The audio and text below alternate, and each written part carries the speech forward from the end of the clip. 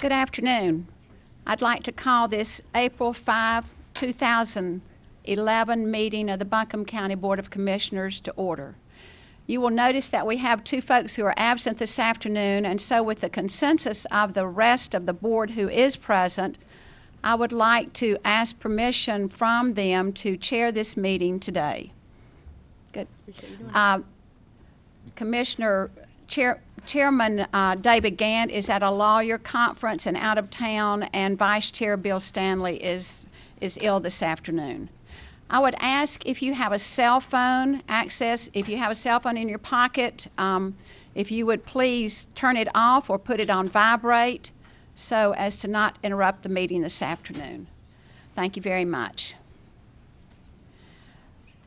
We have discussed the agenda this afternoon and pre-meeting, and we have decided there are two things that we would like to move, and with the consensus of the board, I would ask that we bring up from the consent agenda the resolution requesting the North Carolina Board of Transportation to name a section of U.S. Highway 70, the Highway of Heroes, if we could bring that to our business section, and also under County Manager's report, if we could move the report concerning URTV funding request or that report down to after our new business section.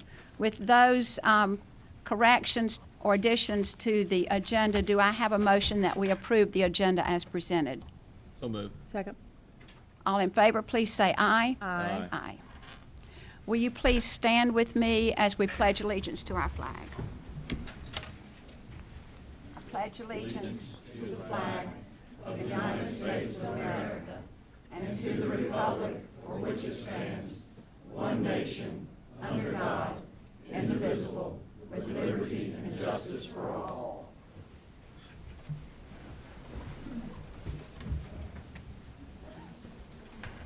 And will you please join me as we have our invocation? Our dear Heavenly Father, we are grateful to gather here this afternoon as folks who have been elected by the citizens of Buncombe County to do what is best for our citizens. We come with open hearts. We come with clear minds. We come with a sense of wanting to know what is best to do. We come knowing that our citizens deserve the very best government, and we come with the hearts to do that. We ask blessings upon the staff members of Buncombe County, upon elected officials throughout all the municipalities, and we come to you with asking for your blessing upon this meeting. We ask this in your most holy name. Amen. Amen. Ethics reminder to the board. In accordance with the Code of Ethics adopted by this board, it is the duty of every board member to avoid both conflicts of interest and appearances of conflict of interest. Does any board member know any conflict of interest or appearance of conflict of interest with respect to any matter coming before this board today? None. We have already approved the agenda and approved the consent agenda. So if we can move on to proclamation, and Otto DeBrule, our Register of Deeds, is in the audience, if he will join the three of us at the podium.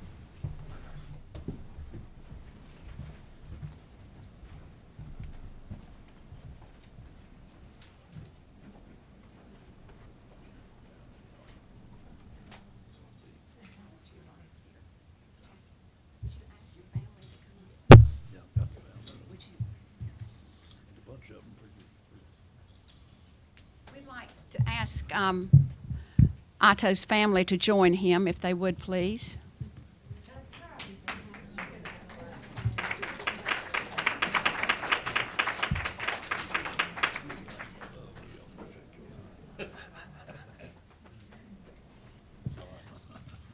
we generally have a proclamation for this kind of thing, but with the man with Otto's statute, one proclamation would not do it.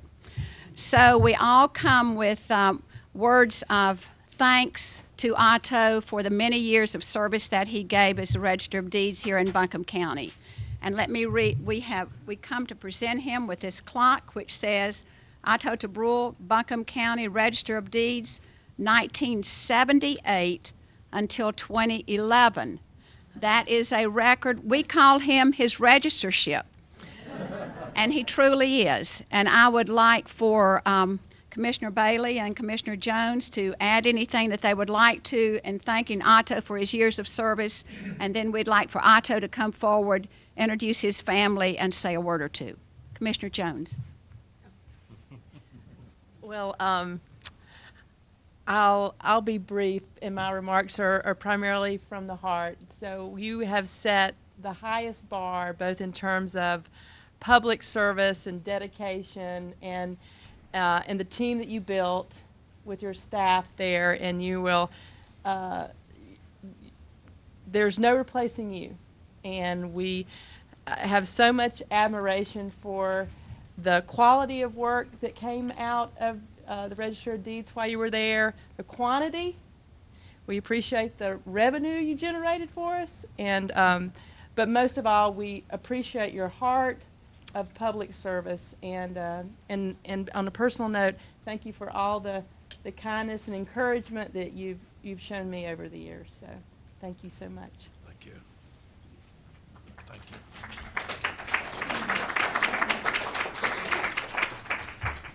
Told someone the story the other day that in my days at AB Tech, we offered the notary class, and Joanne Morgan did that for years and years and years. And I knew who the Register of Deeds was, but had never really talked to Otto. And he would come and sit in the lobby and wait until the class was finished, and then he would go in and certify the completion of the notary class for every person who has taken that. I think I said, Otto, once upon a time, that if we continued to do that, that everybody in Buncombe County would be a notary, because there were lots of people that packed that room for those classes. But Otto didn't have to come and sit in that lobby and wait until they finished and then certify the completion of all of those people.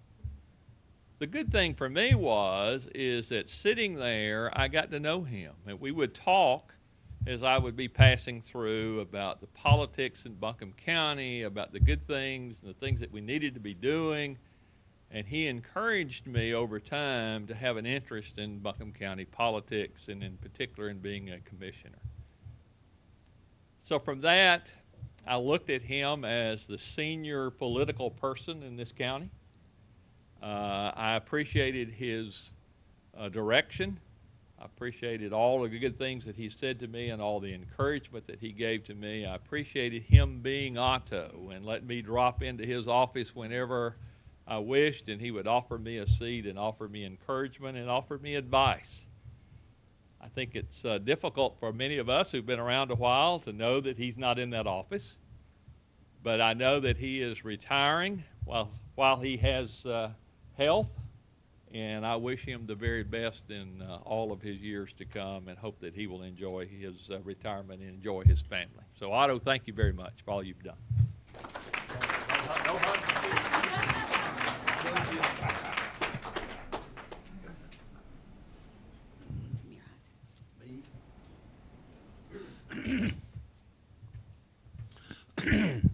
I don't have words for this. He just told me about it a few days ago.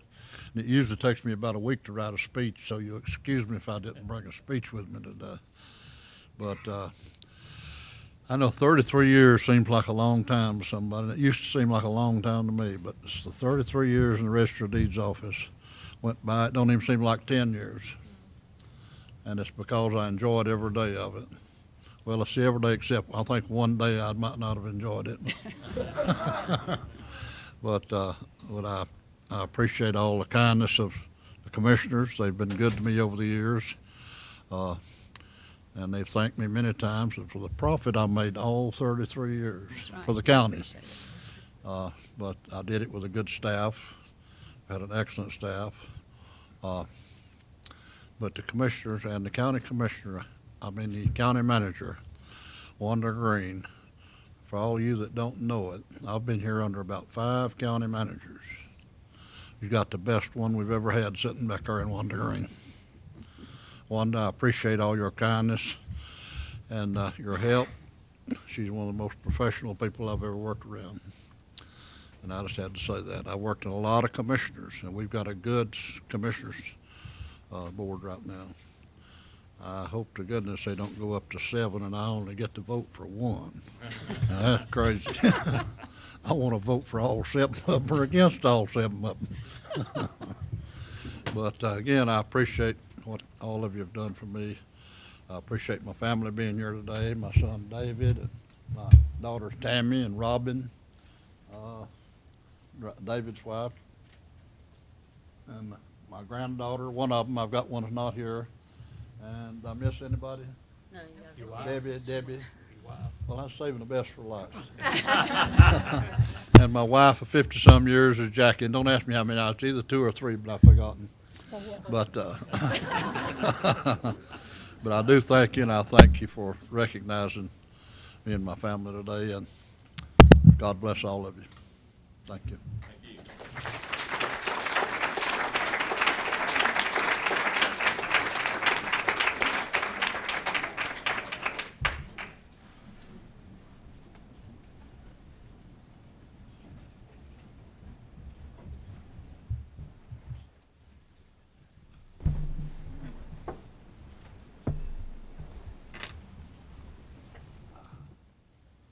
Thank you very much, Otto, for all your years of service to Buncombe County.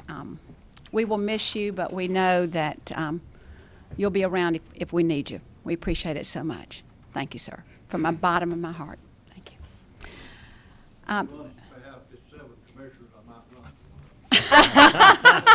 All right. Moving on to County Manager's report. Gibby Harris, yes. Community Health Rankings Report, Gibby Harris, who is our excellent health director. Thank you so much for being here. We appreciate it so much. You will notice that we did a little adjusting on the agenda. Didn't mean to catch you off guard. No, that's okay. I appreciate the opportunity to be here, and I hope in your new chambers you're going to have a little more room. Yes, we will. Anybody want a seat? Now would be a good time if you don't have a seat just to come on across. There are plenty of seats to my left. Okay, I had a PowerPoint presentation. Either way is fine, whichever's easier. Thanks. I appreciate the opportunity to talk to you briefly this afternoon. April is Public Health Month. And we've just received the county rankings for this year, so the county health rankings, so I thought it was a good opportunity to update the commissioners on where we are in the county and the work that's being done around this. I think one of the things just to remember is that public health is not the health department. It's what we do collectively as a community to assure that we have a healthy place for everyone to live, love, learn, grow. So as we celebrate Public Health Month, I want everyone to know that they have a role in assuring that we have a healthy community. If you look at the role of the local health department, there's 3 main areas where we focus our work. One is in assessment, and I'll be talking about that some today. So it's looking at our community and providing us with an opportunity to prioritize the work that we do and think about how we assure that everyone in our community has an opportunity to be healthy. So as we move forward, that assessment piece is very critical. The other is looking at policy. And we're constantly looking at policy in our community and figuring out how we can, again, improve health by developing policies that again, make opportunities available to our community. And the last one is the assurance role. And I think that's the one that most people know us for. It includes making sure that immunizations are available and that everyone receives those immunizations. It includes making sure that prenatal care is available to every pregnant woman in this community. And it's also looking at issues like food safety, making sure that our restaurants are safe, making sure that people aren't being exposed to secondhand smoke, all of those assurances. And then again, making sure that services are available regardless of what the needs are within our community. So it's a broad perspective on health that really, again, looks at prevention and how we assure health as opposed to treating illness. Just a reminder, 2010 was the completion of our community health assessment. We had 6 priority areas. There were over 700 individuals in our community that were engaged in that process. Lots of people had opportunity to have input into these priorities, and they're based on data, both data that we measure on a regular basis, but also data that we collected from individuals in the community about their health. And those priorities included promoting healthy weights through healthy living, so obviously addressing the obesity issue in our community for both adults and children. Improving women's health during childbearing years. I think everyone would agree that if our children are going to have healthy lives and are going to be productive in our communities, they have to have a good start. And if they don't have a good start through a healthy pregnancy, they're not going to have a good start. It's just the way it is. So we want to focus more on women's health. We have issues with teen pregnancy, we have issues with unintended pregnancies, and we have issues with sexually transmitted diseases. So we'll be focusing on that as we move forward. We also know that having a good, solid education is critical for our youth. And if they're not healthy, it's difficult for them to learn. What we've discovered through research is that children who have dental issues don't learn well in school. Children who have asthma don't learn well in school. So making sure that they have those issues treated and taken care of so that they can be productive in school is important. Also making sure that we focus on working with our families. We can teach our children all day long in school, but if they don't have the option of implementing those things that they learn, whether that's being active, whether that's eating well, if they can't do that at home, then it doesn't matter what we teach them in school and the other areas where they're exposed to that information. So we also need to support the families. We need them to be in a position to provide good environments for their children to grow. And so that became one of our focus areas. The 5th area really looks at the whole mental health arena and making sure that we have sufficient care out there for people who have mental health issues. Part of our assessment, we were looking at that today, showed that over 30% of the individuals in our community let us know that they had experienced depression in the last year, over 30%. And depression, that definition includes 2 solid weeks of meeting the symptoms of depression. It's not just, I feel blue today. It's much more significant than that. And there are many more severe mental health issues in our community that we need to make sure that there's plenty of care for. And the last one that didn't make it up on the slide for some reason is making sure that we do have enough primary care to provide for the citizens of this community. We have made great strides over the last 4 years. It was the major priority for the last community health assessment. And so we need to continue moving forward with that and making sure that that care is available to everyone in the community. So we have these health priorities that we developed over the last year, and now we have the community health rankings. This is the 2nd year that those rankings have come out. This is work that happens between the University of Wisconsin as well as the I'm confused, I'm sorry, we're missing a couple of slides up there, but that's okay. The University of Wisconsin and the Robert Wood Johnson Foundation that supported this work. What they did was look at measures that really determine the success of a community in being healthy. And they also ranked us within our states, county to county, against county. So this is the second year these rankings have come out. And the thing that's important about this slide is they looked at two things. They looked at health outcomes, which is morbidity and mortality. So that's how well we live and how long we live. They looked at those particular issues, and they looked at health factors. And the research shows that there's 4 main areas of health factors that impact the health of a community.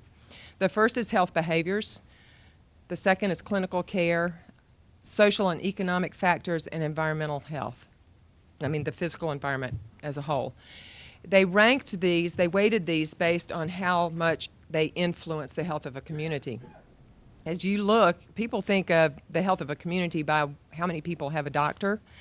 Only 20% of the impact comes from clinical care, 30% from health behaviors, 40% from social and economic factors. So when you think of the health of our community, you also have to think about the education of the community, the poverty within our community, housing that's available, how many children live in single-parent homes. Those sorts of issues quite often are just as important in looking at how healthy our community can be as anything else that we look at. So how did we do? Well, last year we ranked 25th out of 100 counties. This year, we ranked 17th.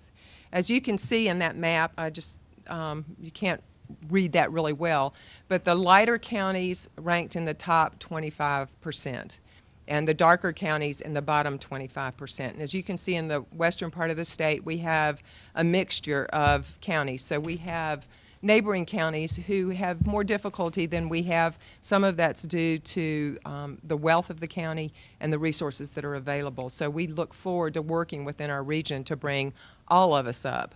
But if you look at the specific rankings and the information that we received from them, mortality and the morbidity areas, we ranked 15th in the state.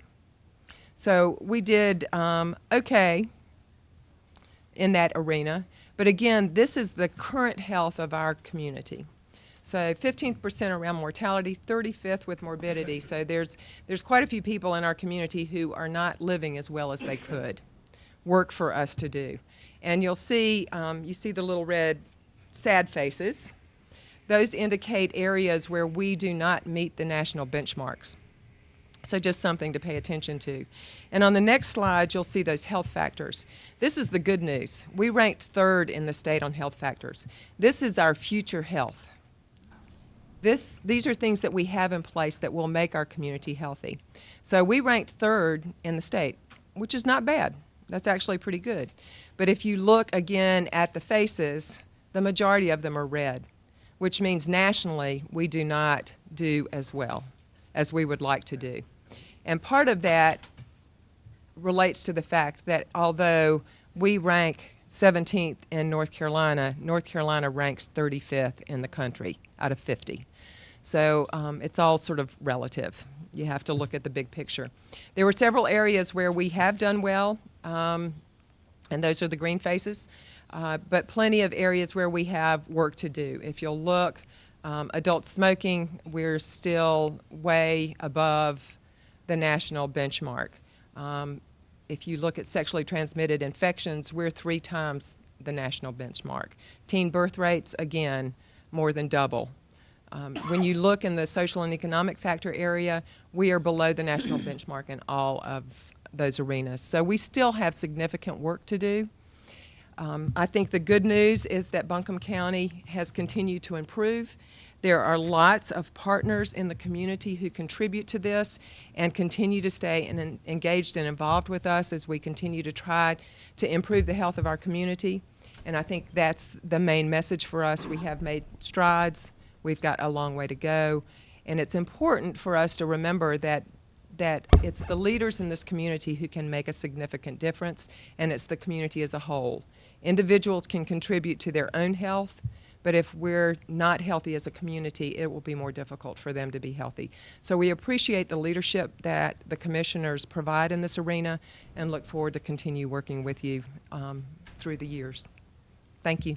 Any questions? Thank you, Gibby. What Questions? specifically did we work on that took us from 25th to 17th, and then I guess conversely, what are we going to be looking at As we move next forward. to take us from 17th to some other lower number? Although I just saw that map, and I counted 14 people in the Mecklenburg corridor up through Forsyth over to Raleigh and around that way, and those people will be hard to Hard to beat. unseat. Yes. Yep.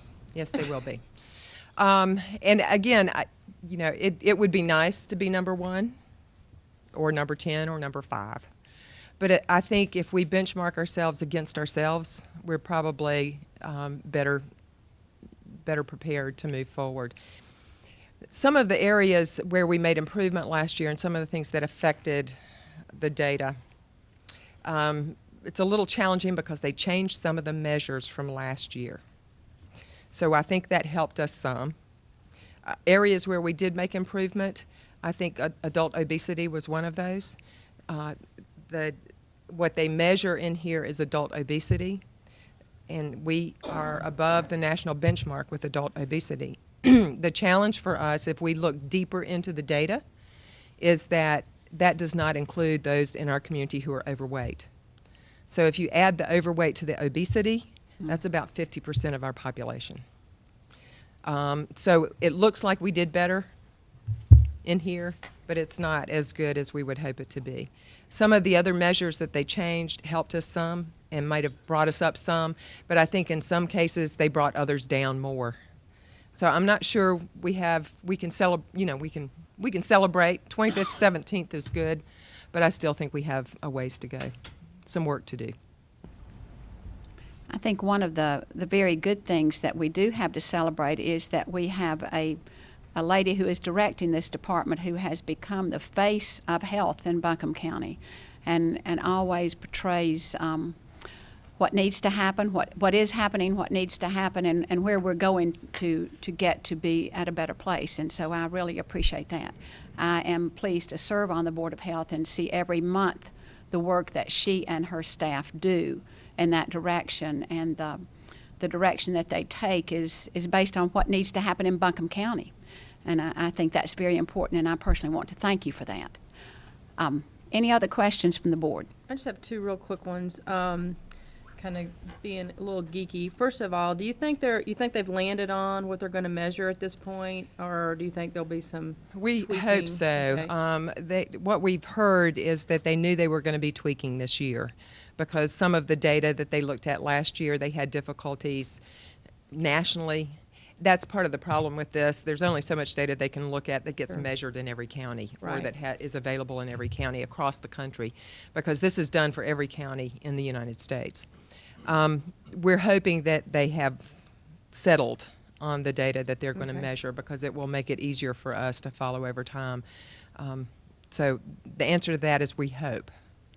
Super. And another, just kind of a tweaky question. So when it talks about the factors considered, and there's the health outcomes and then the health factors, and then there's that little thing at the bottom, the programs and policies, is that kind of, are they measuring that, or what's that one about? They're what they're attempting to do through this measuring is identify areas where we need to focus strategies and policies.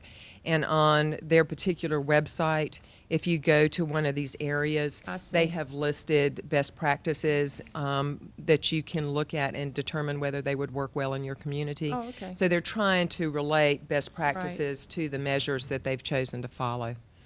That sounds great. Okay, thank you. Those are my questions. Thank you again. Okay. Thank you, Gibby. We really appreciate the report and the work that you and your staff do. Thank you Thank very you very much. much. I invite Debbie Trumpy to the podium. Again, thanks, Otto. Appreciate you being here. Bye to all the DeBrules. That frees up several seats, and I would like to encourage anyone who is standing at the door to please come on and have a seat within the audience. That'd be great. We'll take just a minute for that to happen.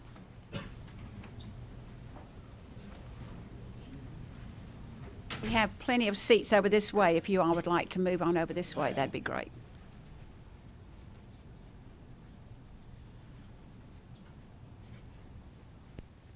Thank you very much. We move to the public hearing part of our agenda today, and we have a rezoning request from Barbara Cooper Moore, and Debbie Trumpy from our planning department is here to explain this and walk us through it. Thank you, Debbie. Barbara Cooper Moore has applied to rezone tax lot pin 96788881427. It's located at 1916 US Highway 70, and she has applied to rezone from R1 single-family residential to CS commercial service. The property is 0.94 acres and is located on the north side of US 70, west of the intersection with Warren Wilson Road. It has a single-family home on it now, and it is adjacent to the CS zoning district to its east and south on the other side of US 70. The surrounding area is a mix of residential and commercial uses, and it includes a car dealership, gas station, and offices. The rezoning would be consistent with the Buncombe County Land Use Plan, as the update indicates that CS is primarily intended to provide suitable locations for clustered commercial development to encourage concentration of commercial activity in those specified areas with access to major traffic arterials.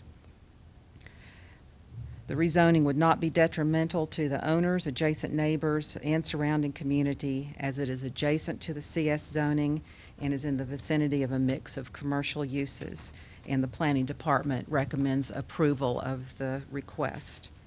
The Planning Board held a public hearing February 21st on this application. They received a letter prior to the meeting in support of the rezoning, and at the meeting there was one speaker who was in support of the rezoning, and the Planning Board unanimously voted to recommend approval. Thank you, Debbie. This is a public comment time. I would like to open the public comment regarding this at 5:02.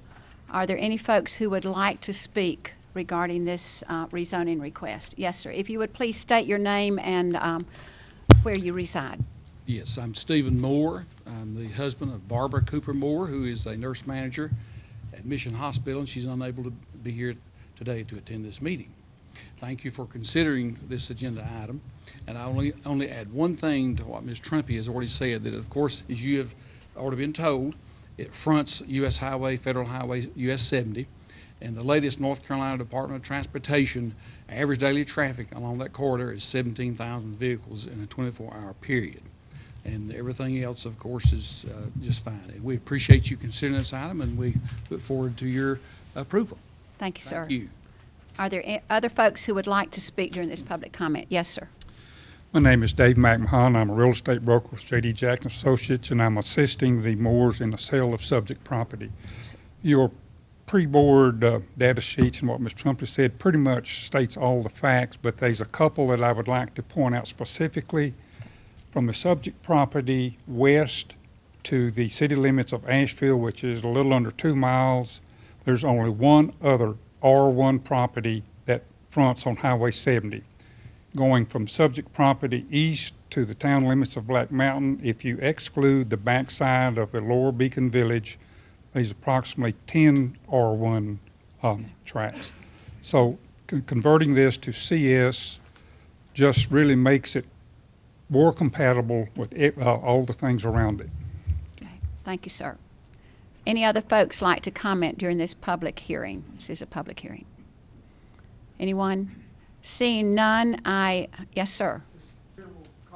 Come to the podium, please, sir. State your name. Is the general comment regarding this particular zoning? No. Okay, then we will have this just for this particular zoning request. Any other public comment regarding this particular zoning request by Barbara Cooper Moore? If not, I close this public hearing at 5:04. Are there any comments from the board? Do I hear a motion? I'm sorry. I was going to remind you that prior to a motion to approve or disapprove, we would ask that you'd make a statement of consistency with the land use plan if you're inclined to make a motion to approve it. And we do have that the land use plan does state that CS is intended to provide suitable locations for clustered commercial development to encourage concentration of commercial activity in areas along major traffic arterials. Thank you, Debbie. Hearing Debbie's statement, do I hear a motion? I move approval. Second? I second that. And I would say that it's a consistent Yeah. into the land use plan, so. Are we good, Mr. Language Attorney? you needed? Should be good. It's a two-step process. It's consistent with the land use plan, and you move approval of the request. So those two steps, if your motion is that, then we're good to go. I concur with what you said. Very good.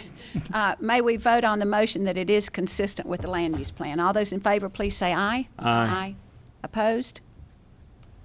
Okay, carries 3-0. Now, may we have a motion regarding the rezoning request? So moved. Second. All in favor, please say aye. Aye. Opposed? The motion passes 3-0, and thank you, Ms. Trumpy. Is that good, Michael? Yes. Under public hearing, if Mr. Vihan would come forward, we have a zoning amendment regarding public safety communication towers. This is the Jerry Vihan, Mr. Emergency Management Services in North Carolina. Madam Chairman, Commissioner Yes, sir. Jones, Commissioner Bailey, we're asking for, I guess you'd say, an exemption to the tower ordinance that's in place for public safety towers. And the reason we're doing this, we have at the present time towers located throughout the county, and a lot of times they're co-located on existing cell towers. Some of them are with Progress Energy. One of them with a private individual, and due to the fact that the Federal Communications Commission has mandated what they call a rebanding process to take place as of January 1, 2013, which means if we have the present bandwidth, let's say, is this wide, they're going to shrink it in half. And when they do that, it's going to require us to have to put up more towers. With public safety radio frequencies, and this applies to all county public safety agencies, sheriff, EMS, fire, whatever. We're going to have to add some towers, but when you model these things, you have to put them, as I stated in the paper, you have to put them where you have to put them. Mm-hmm. And most of these towers are not the big gaudy towers like you see in some cases, but in some cases would be monopoles. Or if we can have a shared facility, or maybe, for example, one of our sites is on top of the courthouse, something like that, then that's what we want to do. And the process, once we determine where a location is within, a small area, then we need to be able to go ahead and place this tower there. And these towers, for the most part, are under 180 to 200 feet. A lot of them are 100 feet. Some of them are 150 feet, 160 feet, depending on where the computer modeling says they need to be height-wise and also location-wise. And it's not that we're trying to get around the ordinance or whatever. It's a matter of just being practical and letting us put these towers where they need to be. Okay. So it's a matter of public safety, A matter of public safety. bottom line. Questions of Mr. Vihan from the board? I just have one kind of, it's a kind of a scenario question, because I'm supportive of this resolution. Is there a way to make sure that in the future, when we're gone or whatever, that this exemption for public safety that we're about to adopt is not co-opted by kind of a private entity? In other words, does that make sense that people try to jump on? Anyway, so. If we put a tower up and somebody wants to rent space on it, then they can, use our tower. If we can use their tower, that's certainly what we're going to do. That's preferable to us having to spend the money to build a tower. I don't know if that answered your question or not, but. Yeah, it kind of, sort of. I guess my question is, and you know, and I'm thinking of a scenario that probably won't play out, but I just don't want us to be in a vulnerable position of having to agree to the building of a tower that might have public safety needs, but that somebody could get around the ordinance. So I guess maybe that's a legal question. So I think it's smart the way y'all kind of, I mean, and that's also very good environmental stewardship to kind of team up where they're already built. But I'm just trying to think of a way, if there was any way that someone or a private entity would try to co-opt this exemption that we're clearly making for public safety. So I don't see anybody other than a governmental agency being able to take advantage of this particular exemption. Okay, so we feel like that's locked down in the ordinance, that Yes. it's just us that gets to do it. Okay. Right. Any other questions of Mr. Behan? Did I read that we're talking about maybe over time, 5 or 6? 5 or 6 more towers, Right. and And for it- example, in the Hominies and Sandy Mush, and you know, some areas where we don't have the coverage that we need, or won't have the coverage we need. And even at that, in the long term, we're probably only going to have 90-something% coverage in the county that they're We're supposed hoping to. for a little better than that, maybe 95%. 95, It's- okay. But there is a place or two that you just can't get to whether you want to. Some places you won't be able to. I mean, you could if you wanted to spend the money, but it's, you know, if you're up in Pisgah National Forest or some of those areas, it's not necessary to, you know, have 100% coverage up there. Right, okay. Thank you, Jerry. Appreciate that very much. Debbie, if you would come forward, please, and explain the zoning change part, amendment. Thank you, ma'am. The proposed change to the zoning ordinance basically would exempt the public safety communication towers from the zoning ordinance, except that it would require that written notification be sent to property owners within 500 feet of a proposed tower. And it does have language in there that distinguishes between a public safety communications tower and a regular commercial tower. And it would also add commercial towers grouped in with radio and TV towers in the use categories.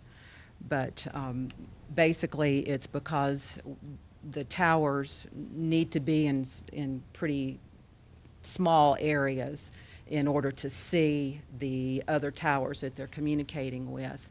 If you have a zoning district that wouldn't have allowed those, then you would have fairly large areas that didn't have good coverage. So it's simply a public safety matter to have good coverage throughout the county.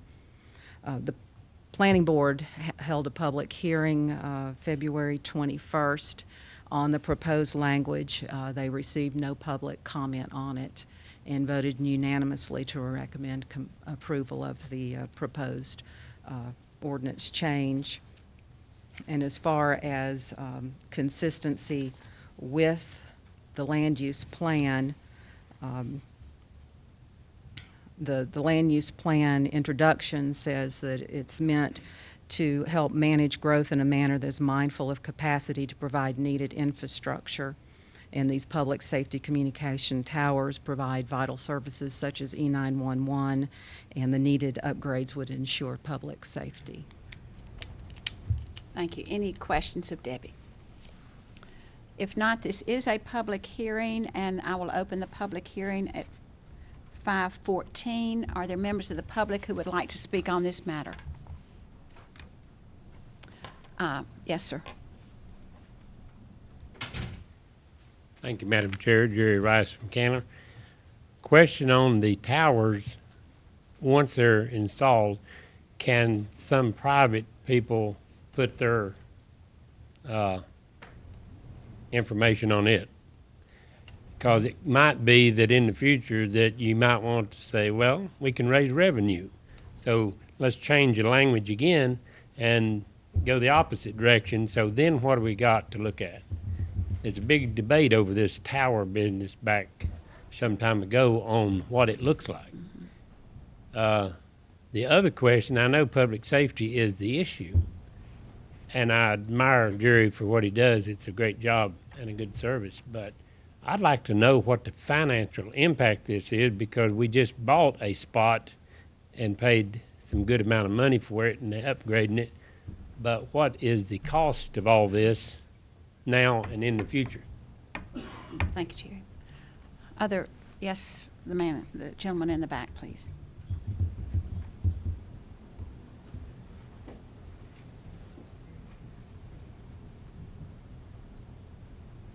My name is Jeff Turner, and I just had a question about this process. Does this in any way give them implied ability to seize property or anything like that of the citizens? That was my question. Thank you. Good question. Yes, ma'am.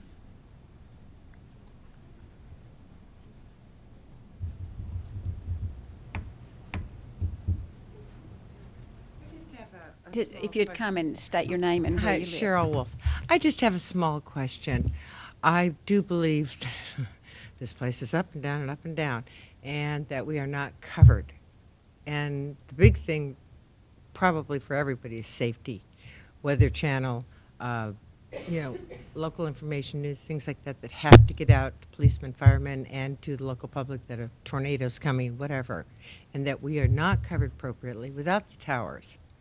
However, long ago, before cell phones, I used to be involved in building business, and we built scattered lot line houses. That means we would not build a development. We'd build a house over here, one over in Boca Grande, one over here in Venice, and they could be literally by street 150 miles apart. And then you can't communicate. So we came up with our plan and built our own tower, and it was a shore to shore, ship to shore. Yes, we go back in time. None of you will remember that. But in any case, and then we sold space on that tower to help pay for it. In our case, that was good, because we paid for it all and built it, and that was the only way we could reach each other. In this particular thing, I would hope that it is written in such a way that prior to ever selling to any private individual anything else, safety must come top of the line, that they get X amount of bandwidth, X amount of stuff first, because you don't know what other kind of safety modes are going to come along.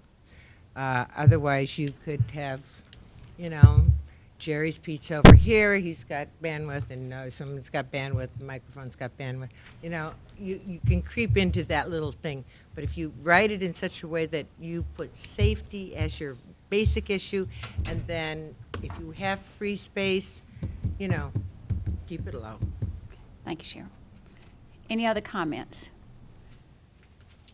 If not, I'll close this public hearing I'm sorry. I'm sorry, I did not look over far enough. Thank you. Hi, my name is Matt Damon, and I'm just curious what exactly, when they say public safety towers, what exactly the purpose of these towers is? Is it like 911? I mean, I feel like the police, fire department, ambulance all are in constant communication with their dispatch. So what exactly safety is this tower doing? And also, what are the detrimental effects? They said that within 500 feet, every residence has to be notified that these towers are going to be built. These things have been purported to cause cancer, these kinds of cell phone towers and whatnot. So I'm wondering what exactly that reason is for that, and what the damage is to the people nearby. Like, is this a real necessity, or just curious? Thank you. Any other public comment on this particular item?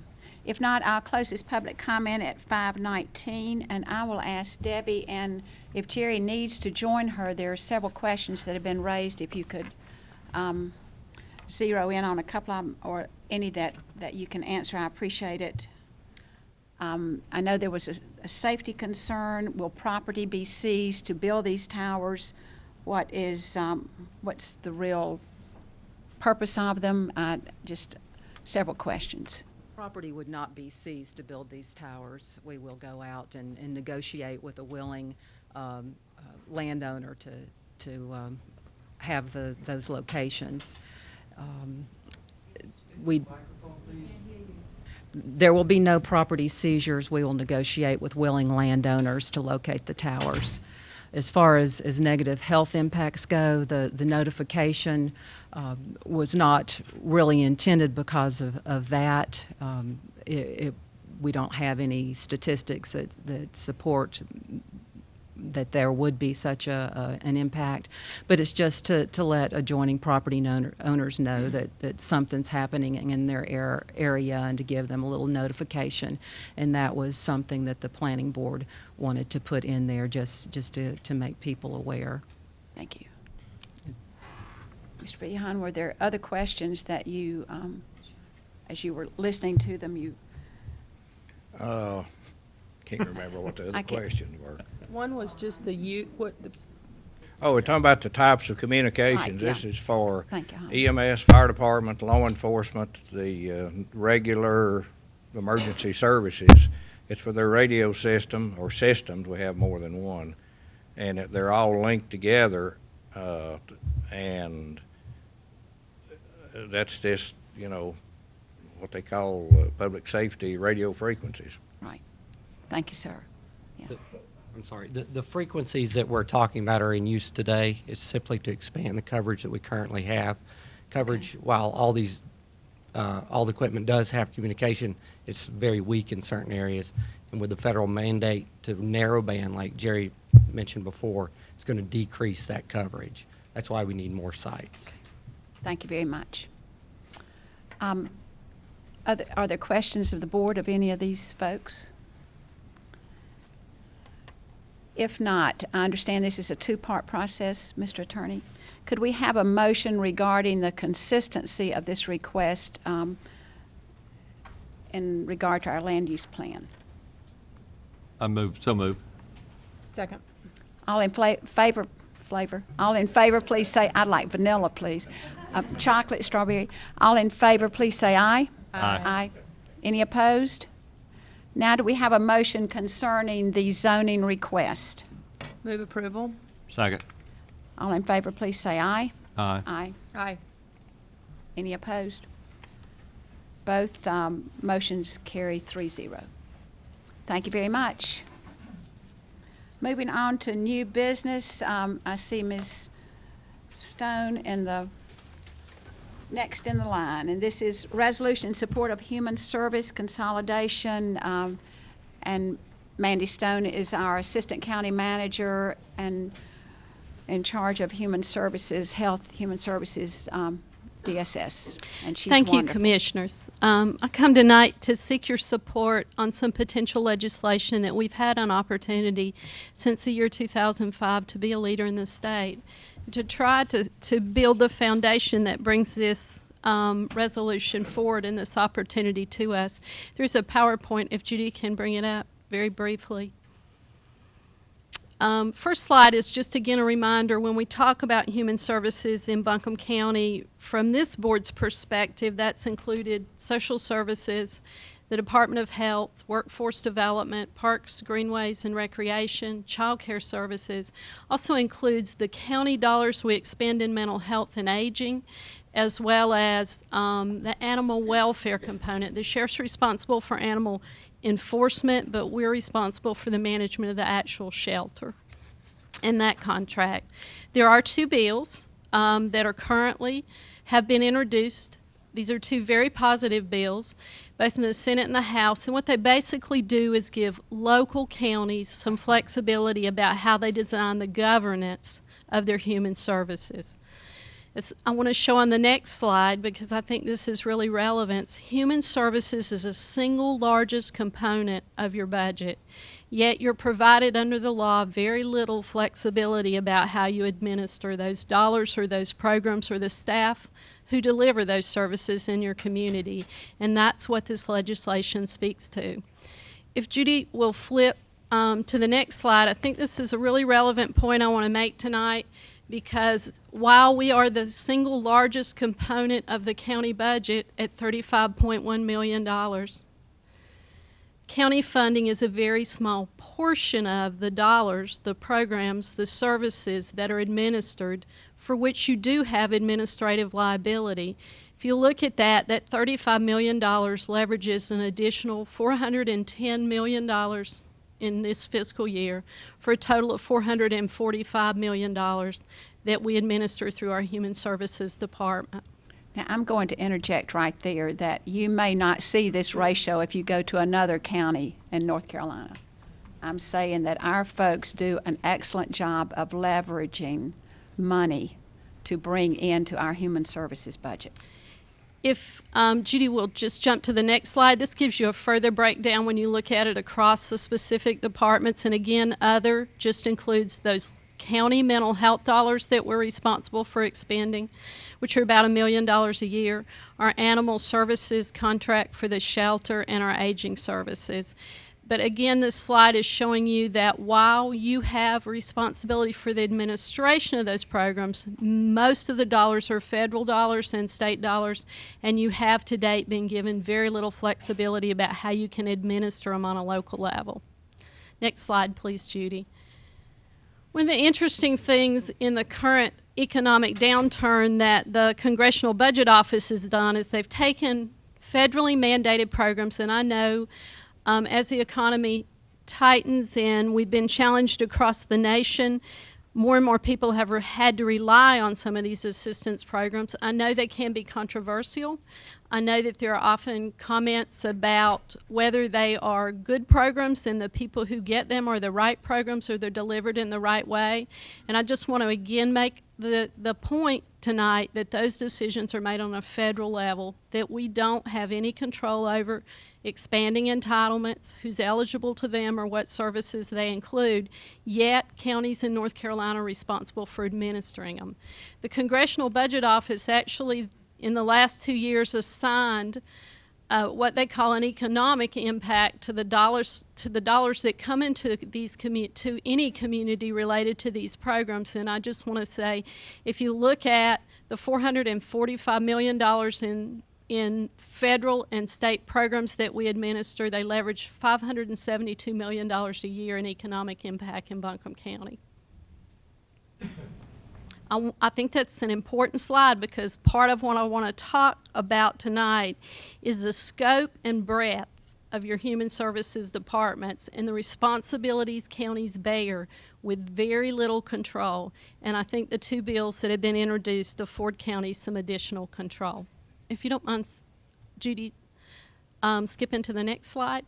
This shows you the history of this issue with Buncombe County, and I would note that any partisan issues have never been relevant to this discussion. As early as 1992, this board passed a resolution, or the Board of Commissioners at that time, supporting that we needed a simpler way to administer these programs. We needed more local control and more ability to operate in a more efficient way.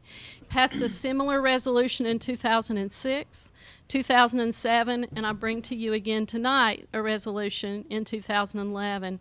Again, just asking for counties to have the option to have additional control about how they administer these programs. The next slide, please, Judy. In 2005, Buncombe is not allowed under current legislation to govern their human services outside of the two models that are allowed in the law because we do not meet the current population limit, which is 425,000. But this board made a decision in 2005 to take those pieces of management and budget, planning and evaluation, and human resources and operations that were common across those departments and manage them in one single department. So to consolidate those functions, believing that we would achieve efficiencies and be able to operate in a way that streamlined access to our citizens and was more responsible to the taxpayers who fund our programs. What we've seen happen as a result of that is we have built very, very strong private-public partnerships, and this board has given very strong direction, as has the county manager, that in building those partnerships, we help keep the community safety net as a whole strong. We've also always entered into a public-private partnership from the perspective that it either has to improve the quality of the service we deliver or deliver equal quality but be able to deliver more for the same or less investment of taxpayer dollars. And that would allow us savings that we could then reinvest and be able to use to address the growth in human service programs. The next slide just gives you an example of the partnerships that we've entered into since 2005, and those to actually deliver services that were previously delivered by Buncombe County employees. Those contracts total $6 million a year and created 116 private sector jobs in addition to the delivery of the service. Next slide, please, Judy. When you look at the work that the Human Services Support Team has done since the year 2005, it equates to $4.5 million in savings, cost avoidance, and reinvestments.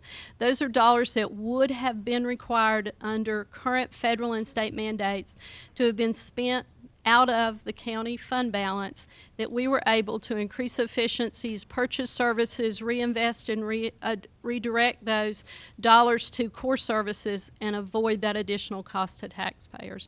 And I want to be really clear that in some areas we have absorbed caseload increases that exceed 100% since 2006 without asking the county to give us additional resources outside those allocated for human services. Right now, if you look at both what's happening on a state level and a federal level, what they all talk about are the things we've been talking about since 2005. Focus on core. Focus on the things that the law requires government to deliver. For those other services, look for the ability to buy those in the community by entering into partnerships with other providers. Look for opportunities to consolidate, to merge, to outsource and regionalize. There are many, many bills, both on a federal and state level, that speak specifically to these issues. We have been on the cutting edge of this since 2005 and are very excited about the potential for legislation to let us take the next step. Next slide, please, Judy. Basically, and this is the last slide, North Carolina County Commissioners Association has adopted this issue as one of their legislative priorities. And they identify the following benefits to this change, which would allow much greater flexibility on a local level. You would have boards of social services and health, or your human service board would be 100% appointed by your local commissioners. Right now, the governor appoints part of those members to the boards. It also requires consumer representation, and we think that's a critical component of a human service board. It increases local control, and it lets the 100 counties in North Carolina, if they choose to do so, and this is not a mandate, this allows for flexibility. If they choose to do so, it lets them design how they deliver human services unique to their own individual communities, and that's what the legislation speaks to and what I'm asking you to support tonight. I'm happy to answer any questions. If you could see your all's faces as she's making this, this would be the kind of class response that I would like to have had when I was teaching. I mean, you all are rapt with attention with what this lady is saying. Every slide that she presented is monumental. I mean, every slide, we should have a packet of these to go out the door with everyone as they leave. It's unbelievable what this lady does with her staff and for the citizens of Buncombe County. It's unbelievable, Mandy, and thank you so much.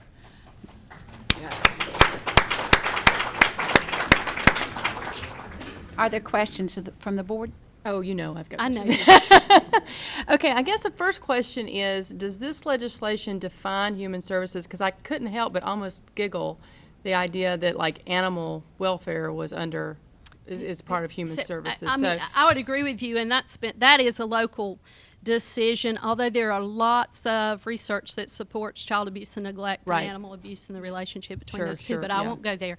The legislation speaks directly to departments of health and departments of social services as well as mental health.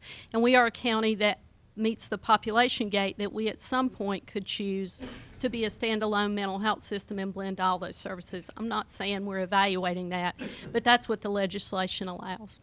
So kind of just thinking about what this potential governance model would do, we would have the option to kind of roll in Parks and Rec and animal welfare? You absolutely would have that option. Okay, so What it allows you is right now you have a very prescribed appointment for both the Social Services Board and the Board of Health.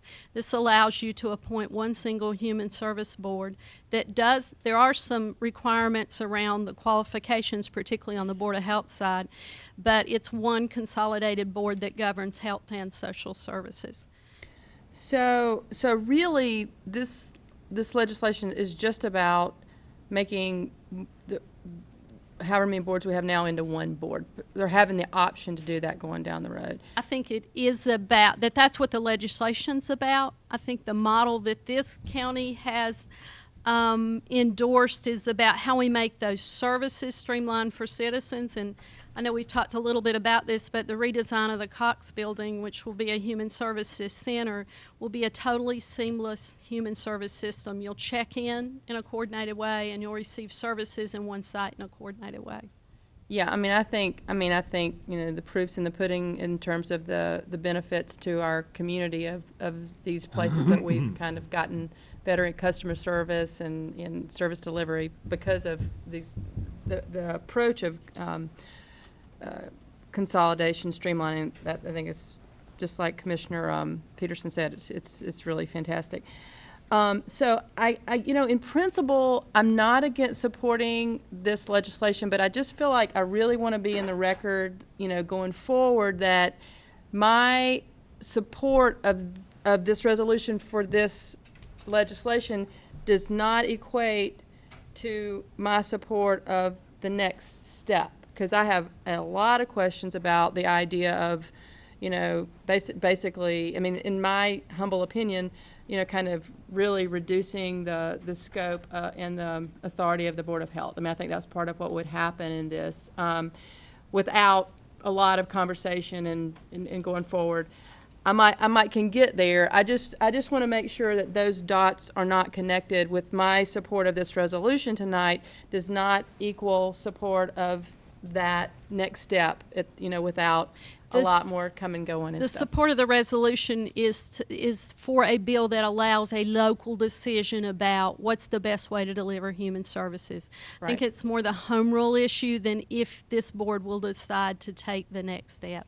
Right on. I do think that the law is very clear in that it does not dilute any of the requirements of either of those two boards in terms of setting public policies or fees or the responsibilities that they hold. And I'd learn more about that and feel more comfortable when we get to that point. So, but Absolutely. I'm totally fine with weighing in with our good friends in Raleigh about this legislation. I concur with what we're trying to do here, and that's to support Senate bill and House bill, and then we'll go further beyond that. It gives us some added responsibility in the long term. It does. Yes. It does not change. That's a very relevant point, Commissioner Bailey. It does not change the case law that defines when, particularly your Department of Social Service, acts as an agent of the state. There are still many programs they deliver that you won't have more control over aspects of. It's a very valid point. I'd add my thought that this is something that I definitely support, and also to say, being a member of the Board of Health, probably one of the most interesting meetings that we have as a member of the Board of Health is when we meet with the DSS board and work jointly with situations that we see are common to both of us. So I just throw that out. It's probably some of the liveliest conversations we have as health board members. Very lively. So I move approval. Second. Any other discussion? All in favor, please say aye. Aye. Thank you, Ms. Stone. Donna Clark, Finance Director, Western Highlands Area Authority Fiscal Monitoring Report. Thank you, Commissioners. According to the North Carolina General Statutes, 4 times per year I am required to present this report to you. Twice a year I am required to do it in person and have it recorded in the minutes. Today we are presenting the December 31st, 2010 report of the Western Highlands Area Authority. Their fiscal performance remains strong. They have revenues exceeding expenditures by $1.4 million, and they anticipate ending the year with a surplus largely due to service dollars that were returned from the state that were reduced in the previous year. They do have a cash balance greater than the same period last year, and that reflects a more timely allocation from the state and a more timely allocation of all their funding sources. So I will try to answer any of your questions, or Ms. Stone can chime in if you have any questions. Are there any questions of Ms. Clark or Ms. Stone regarding this report? Do we need to approve this? No. We are just hearing the report. Yes. Thank you very much. Thank I you. appreciate that. One other item under new business during our the adoption of the agenda, we decided as a group that we would move the resolution up that was on the consent agenda regarding the naming of a section of U.S. Highway 70, the Highway of Heroes. Is there anyone present who would like to come and speak to that? Yes, ma'am. If you could come to the mic, please, and state your name. We appreciate it.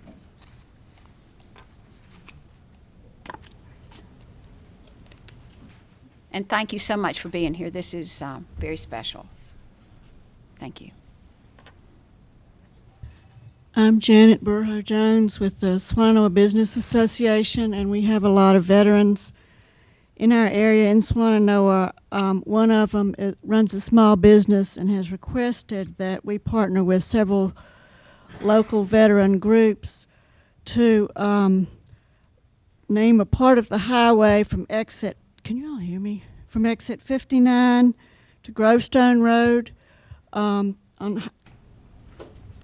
Federal Highway 70, which is the route that's traveled by people coming to the veteran cemetery. So there are hundreds of veterans on that road every year.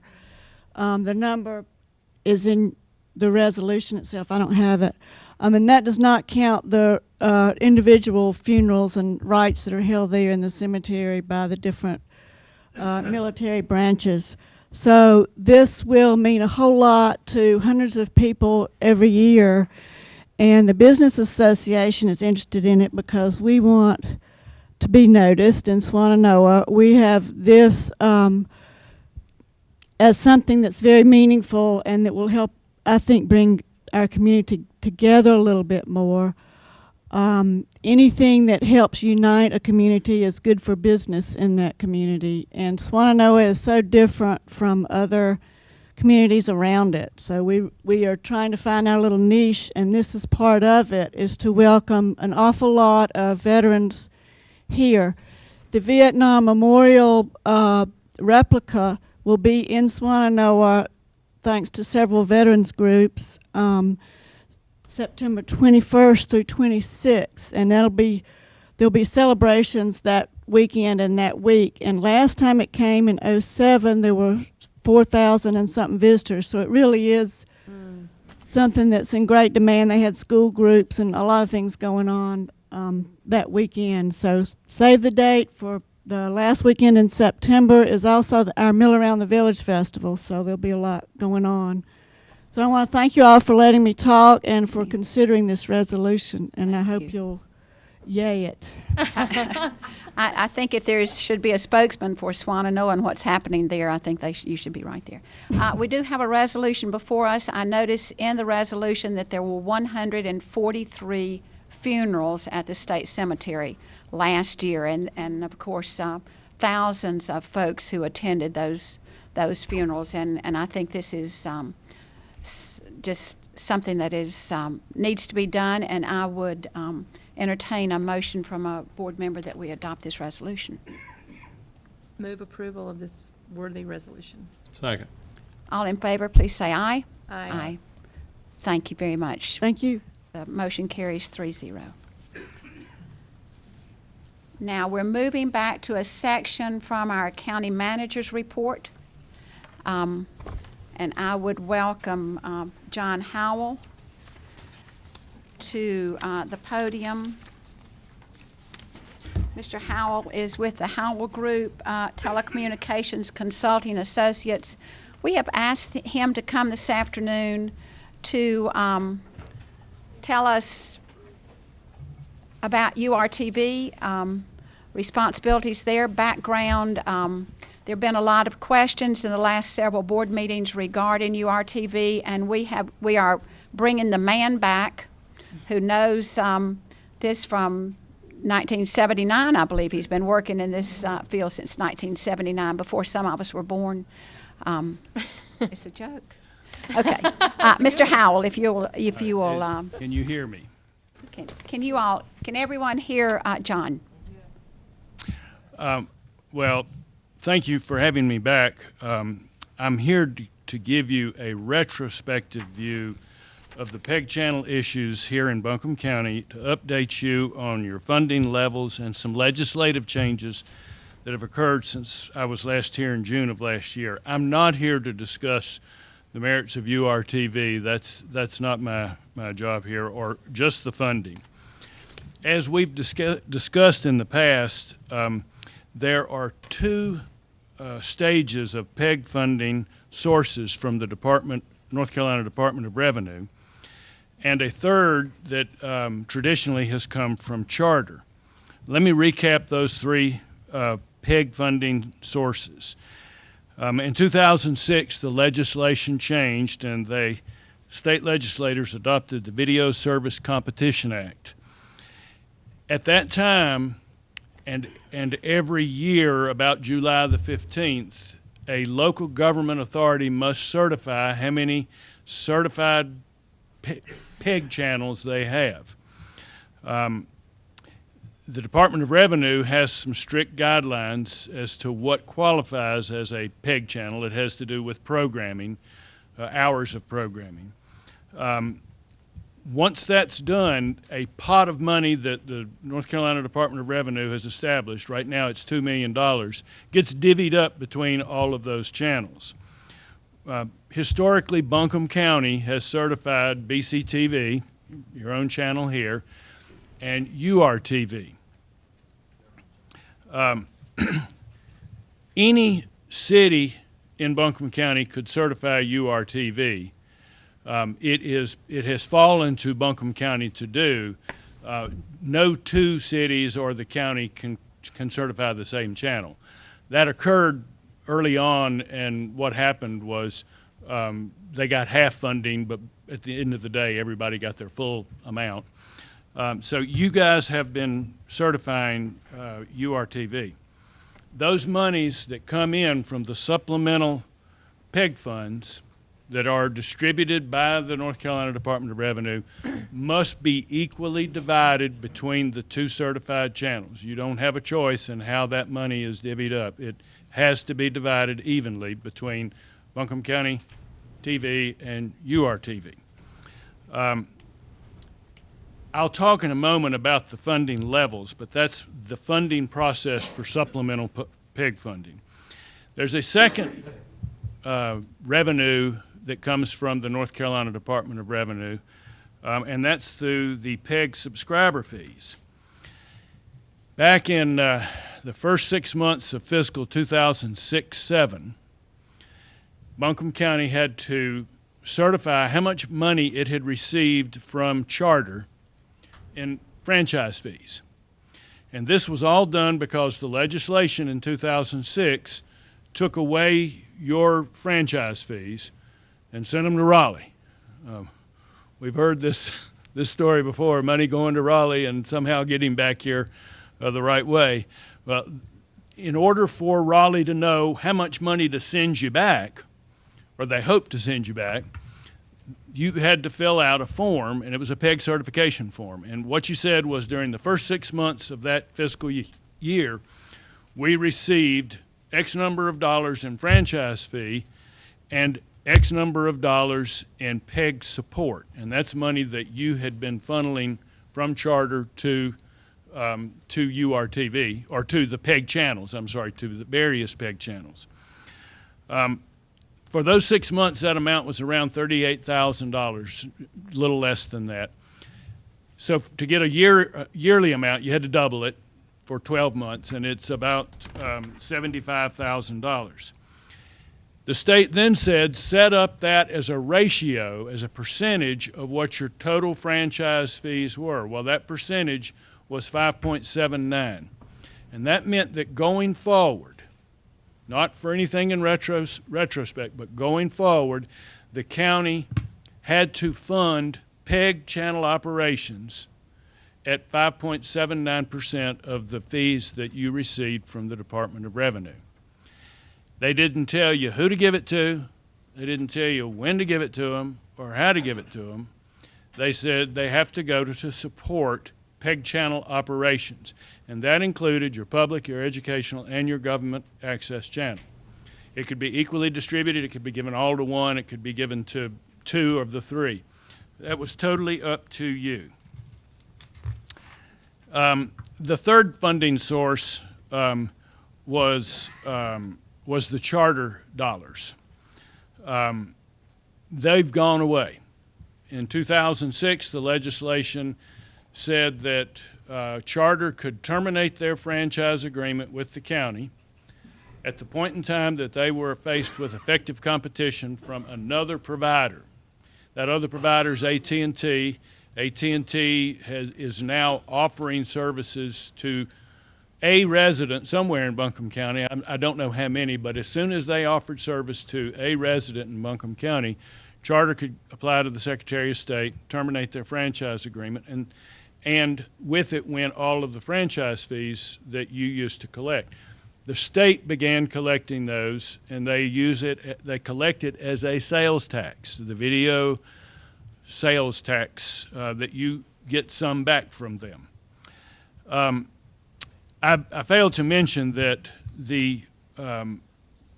currently the county uses the 5.79% that you receive from the state to offset expenses that you incur from Buncombe County TV, from the school channel that's out there, and you've done that because in the past the public access dollars were more heavily weighted towards URTV. I'll lay out those dollars in just a moment. But back in 2002, when we negotiated the new franchise, it was supposed to last till 2014. It didn't. But the terms of that agreement, fortunately, withstood this termination of their franchise agreement. Charter was to fund, with a grant, PEG operations in the county. PEG meaning public, educational, and government, 3 channels. They had to make an upfront grant, and then they continued with a per customer stipend that was passed through to the customers. And just as a note, Charter has lost subscribers in Buncombe County. They've lost subscribers nationwide. They used to have 7 out of 10 customers that could get cable bought cable. Today, I don't want any tears shed over this, but today it's at 5 out of 10, and that's because of satellite television. So that PEG funding was shrinking, and that's the only reason I mention that, is that pass-through was going down already. From 2003 until the present, the county has collected over $1.1 million from Charter that was to be used for all 3 channels, and you've given URTV the bulk of those dollars. URTV has received nearly $775,000 of those monies that were collected from Charter. Asheville City Schools and Buncombe County government each received a little less than $250,000. As a percentage, URTV received about 70%, a little better than 70% of all the funds that were collected from Charter.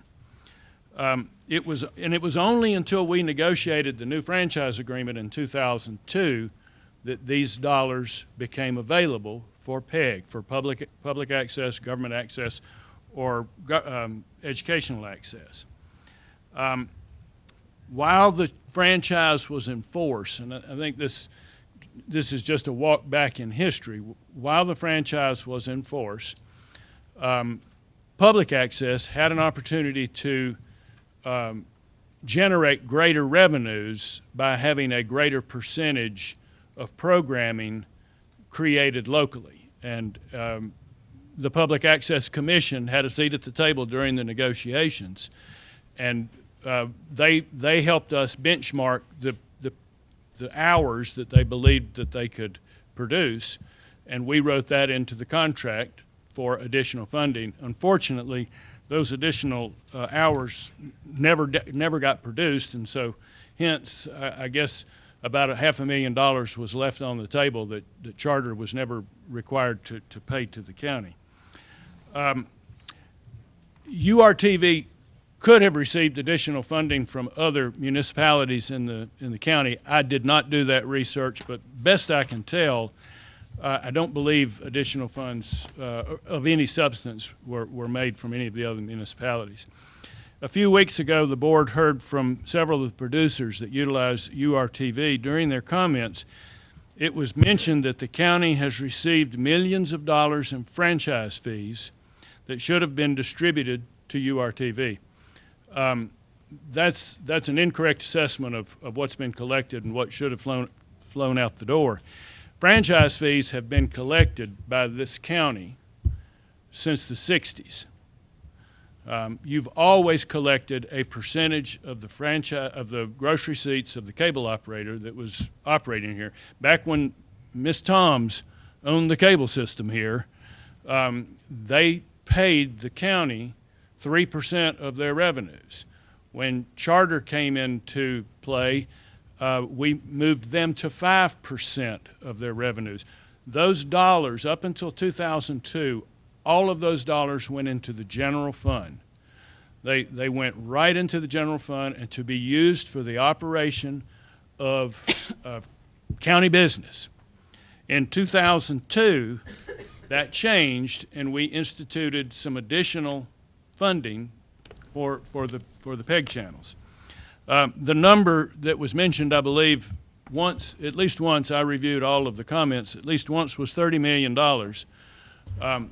The county may have collected $30 million in all of the years that you've been regulating cable TV. Donna, you and I could probably do a little digging on that, but I don't think you've managed to get to $30 million since the 1960s, or even before then when cable first came out. Annually, you receive about $1.2 million today. In 2002, it was $700,000, so it has gone up in recent years. But remember, prior to 2002, your percentage was 3%, and it was only on basic TV, which was a $15 charge. As Charter has added services, that percentage was applied to the additional services, and then we took it to 5% in 2002. Now, during 2006, the North Carolina legislation changed the rules altogether on how we do business, how the county does business with our cable companies. We used to collect a franchise fee. That was replaced with the 7% video sales tax that was based on cable TV and DirecTV and Dish Network satellite services. The state collects it. And as I told you a little earlier, that formula about how they determined how much you get back, they redistribute that to us quarterly through the video sales tax, just as other sales taxes are distributed.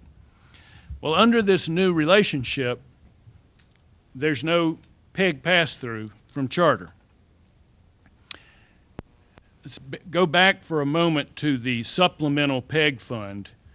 That's a pot of $2 million, and it was divided between all of the certified channels in the state. That number of channels can vary year to year because a channel may not survive, a channel may produce less programming and not be certified, a new channel may come out. So that channel number changes so that per channel distribution changes with it. If you've only got $2 million to distribute, if you divide it by 10, it's a big number. If you divide it by 200, it's a small number. Currently, the per channel distribution is $4,310 a quarter. Last July, the legislature passed House Bill 1691, and that doubled the $2 million pot. If that legislation survives Raleigh, then around the third quarter, calendar quarter of this year, first quarter fiscal, third quarter calendar, the per channel distribution will go to about $8,500.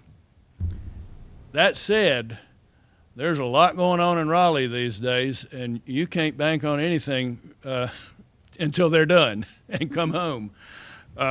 But if that legislation survives, then the URTV distribution under the supplemental PEG fund would be about $34,000 annually, up from about 18,000 right now. By law, these funds must be distributed to the certified PEG channels, and if it's 8,500, then if it's 34,000, it's 34,000. It is what it is when we get it. Now, recapping, since Charter no longer passes through a PEG fee to our subscribers, and we verified that, we've looked at bills, we've called Charter, they said they no longer are doing that. That ran out sometime third calendar quarter last year. The supplemental PEG fund will be the sole source of funds for URTV at this point. Now, in preparation for the meeting, y'all asked me to review the URTV proposed budget for 2012. The budget is for around $297,000, and based on the review that what I saw was about 33,000 of that, or 11%, is coming from internally generated dollars, and the balance, which is around $262,000, is being requested from the City of Asheville and Buncombe County, split down the middle, or about $130,000 each. And that may have changed. They may have fine-tuned their budget a little. This may be some dated numbers, but I don't think it's changed a whole lot. Now, and when we were here in June of last year, Commissioner Gant asked me to meet with URTV and sit down and try to come up with some other types of funding sources, and I had a very productive meeting with their board. We met for several hours, and we discussed a number of ways that URTV might increase their revenues, working with the Tourism Authority, working with the Chamber of Commerce. I know that when I go on vacation, the first thing I do is turn on the TV in the motel room, and there's a local channel on there that drives me towards business in that area, and I generally go to those businesses that are, because I don't know the others. That's a revenue producing stream. I don't know if any of the initiatives that we discussed have been instituted or instituted yet. When I look at the budget of internally generated revenues this year over the last 4 years, it doesn't seem to have an emphasis on that. But there again, I haven't met with them since last July. Going forward, we should expect to receive about $68,000 from North Carolina Department of Revenue. Those dollars, again, must be divided equally between Buncombe County Television and URTV. That's the law. We have to do that. They're the only two certified channels. I also recommend that as the county, this particular funding, in order to generate this funding there needs to be an agreement, some agreement between the county and URTV. We had a management agreement, and I believe that may have expired. We might want to revisit that management agreement and make sure that there's a reason for the county certifying the channel, because as I said, any city could certify them. You're not required to certify them. You by default are certifying the channel. But in return for the $34,000 that the state passes to us to pass on, there should be some sort of formal agreement for certification. at the very least. Questions? That's a lot to chew on, and there's a lot of numbers in there. I guess the one comment that I would like to really make sure that you folks understand is that historically your franchise fees have gone for the management of your rights of ways and public ways. They've gone to conduct meetings just like this one. They've gone to make sure that when customers complain about something, that there's somebody on staff that picks up the phone and goes and gets in touch with Charter and says, we've got a problem, we need for you to come and fix it. And you have always done that. If somebody's property is damaged during the installation of cable lines, that you have the wherewithal to either fix it or get it fixed or to take care of it. Those dollars have always been into your general fund. Those are franchise fees, and that's the way it works across the country, is those franchise fees flow into your general fund. And the other point is that I think I'd be hard-pressed to come up with $30 million that you've received in the aggregate, at least during our lifetime.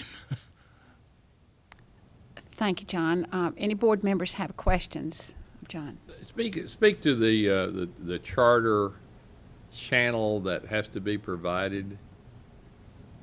Leased access? Yeah, leased access. Well, back in 1984, when they rewrote the Cable Act, when the federal legislation rewrote the Cable Act, there were some sweeping changes.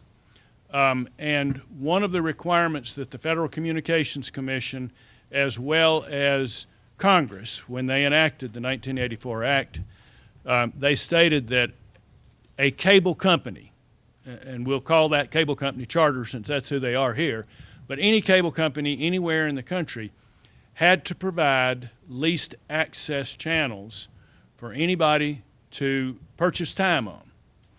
Now, that can be by the hour, it can be by the day, by the year. Leased access, they have to provide up to 15% of their channel capacity. Now, back in 1984, folks thought there was going to be a lot of leased access. And so the feds said, well, 15% sounds like a good number. We'll throw that out there. And it's stuck. It's still a requirement. No cable company provides 15% of their channel capacity because there hasn't been a great influx of leased access. But that is an avenue for, and it historically has been the avenue for anybody that wanted to buy time on a cable system. You have a local access channel here in Buncombe County, but many communities do not have that type of channel. And so the cable companies are required to sell time to anybody that wants to buy time on their programming. And it can be a shared channel, it can be a designated channel, it can be by the hour. Thank you. Any other questions? As I said before, Mr. Howell started his presentation, we asked him here to come here tonight because we realized that we needed to have some facts brought to us or have the facts reinforced to us, and we also realized that there is a great deal of interest as far as this particular situation is concerned. We as a board decided prior to the meeting that we would like to hear from you. During this, we will have a public comment at this particular time and put this at the end of the meeting, so you would feel free to do that. Let me say that not to try at all to box in what you'd like to say, but in just thinking that if someone has said what you'd like to say, then you might just realize that it has been said and we've heard it. And also, if there's someone that would like, is it 10 people, Mr. Frew? 10 people who would give their time to someone who needs to speak more than 3 minutes, then feel free to do that. And I've just got to say, if you can say what you'd like to say in less than 3 minutes, that'll be fine too, because we do have a crowd here. In order to expedite that, if I could, and I hate to say this, Steve, but if we could just maybe designate these first 3 or 4 places right here. If you'd like to go ahead and be the first speaker, we'll open this public comment period at sometime at 10 minutes after 6. And if folks who would like to make a comment would move quickly to the mic.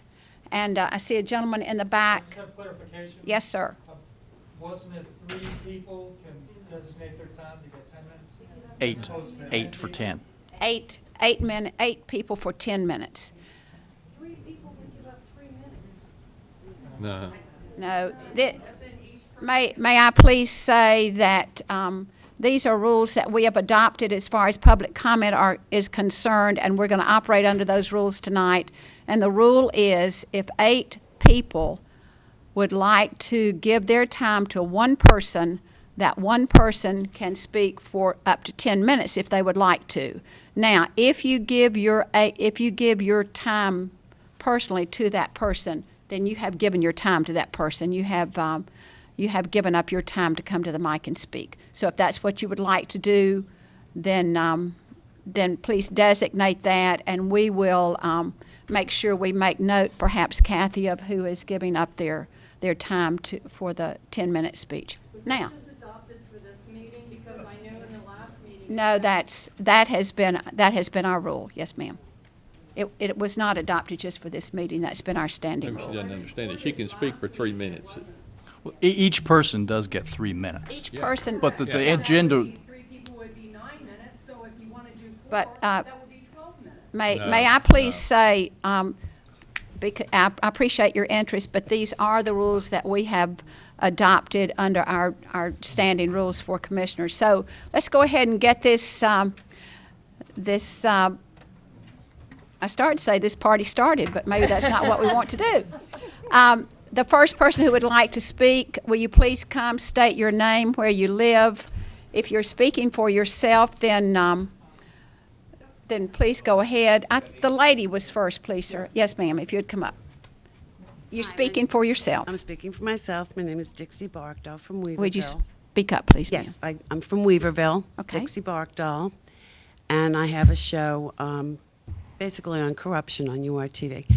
What I wanted to point out was there was some mention of joining stations. It was just flittingly mentioned, but there's dead air time on all 3 channels. There's dead air time. I would just like to propose that somebody give some thought to combining.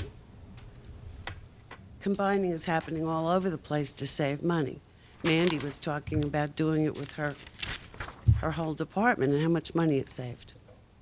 It means a lot to us. Thank you, ma'am. Thank you. Next speaker? Yes, sir. And if the person who would like to speak next, we're going to designate the first 3 seats. Would it be possible for you all just to move down just once? That'd be perfect. I appreciate it so much. Yeah, I'd like to make a request of my audience. Yes. Can I do that? May I ask, are you speaking, are you? Let me introduce myself. I My name is appreciate that. Bob Horn. Yes, sir. I'm Vice President of the Board of Directors for the Western North Carolina Community Media Center. And Okay. I'd like to make a request that I need 10 minutes to make my point because I thought I was going to have a longer time to do that. So that's Okay. my misconception. So if we could have 8 people raise their hand or stand up, that's perfect. If 8 people would stand up. And can I just say that you're on your honor? Can we just have an honor system here? 1, 2, 3, 4, 5, 6, 7, 8. We got 8. Okay. You're on your honor. Yes, sir. Have at it. And I also have some handouts here. I was going to do a slide presentation, but again, I was under misconception, and I wanted to pass these out. You may give them to our attorney. Yes, sir. Thank you.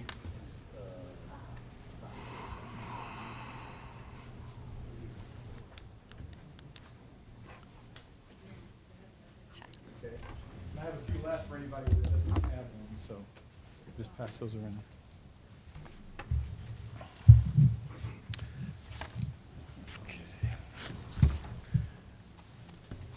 Again, my name is Bob Horn. I live in Leicester and the Vice President of the Western North Carolina Community Media Center. I want to thank John Howell for his presentation. It was very informative. But I'd also like to give you some observations that you might want to consider in your decision. Right now, I have this one right here. It talks about community use, if you have that present. This basically shows the total equipment use in hours over the years from 2007, and we estimated for 2011 for quarter one and quarter two and quarter three. And you can see it's been a steady climb. We started out at 177,943 hours, and we're up to 409,000. So we do have tremendous community use of our station, of citizens coming forward, producing programs for their fellow citizens in the community. Also, the next graph, we just flip it over. This graph here, the value to community, talks about the value in dollars. Now, these dollars are based upon projected use, the value in dollars, if they had to rent this equipment. Okay? So this equipment is provided to them for free once they qualify in using it. So in the beginning of those hours add up, it started out at $373,000, and once the $373,000, let's say $374,000, and it's come up to like around 2011, around $1,147,000 of revenue that is saved the citizens in use of the equipment, and it gives them access to public access at a lot of prohibitive cost. Now the next slide shows Buncombe County's distributions to URTV. Okay. Now initially in 2005, when we were starting up, there was initial monies to start us up, and it was around $300,000. And over the years, 2005, 2006, and 7, 8, 9, 10 through 11, you've noticed our funding is irregular, and especially in 2007, and we haven't been funded at the levels that we should be funded. Okay, now in 2007, before 2007, we had franchise fees, which we collected from the cable company here, Charter Cable. But since 2007, the state has taken over that and centralized it for North Carolina. And what they have done is, some people say that the state threw us under the bus. They're our best friends from the standpoint of public access, and we'll demonstrate that here shortly. The cable company revenue received by Buncombe County from 2005 to 2011, this is the chart here. In 2005, it was $1,000,009, up to 2010, $1.7 million, and $1.5 million. But you'll notice in the red, this is our funding down here, and you notice it's been dropping. Okay? So we haven't been funded at the levels where we should be funded. Okay? Now what this does, what we did, we looked at some of the other public access channels in the state, and we took Buncombe County versus Mecklenburg, and that's where we have Charlotte, and their funding keeps going up. All right, 2009, 2010, 2011, and ours is going down, and we're going, why? And I think the problem is we have this hang up on the supplemental fees. Most people know that supplemental means in addition to, and basically people are trying to tell us is this is what we got to live on. And I think we can show you this is not true. Now, first of all, I'd like to address our contract. Our contract, and I'll read it verbatim, with the county says, if a new agreement is not in place at the expiration of the agreement, which was February, it is understood by the county and the contractor, URTV or the Western North Carolina Community Media Center, that this agreement will remain in place until such time as a new agreement is signed or the contractor is terminated. Now, we still are not funded to the levels we need to be, or we should be funded at, since 2007, since the law changed, since we went from franchise fees locally to a state distribution, through a tax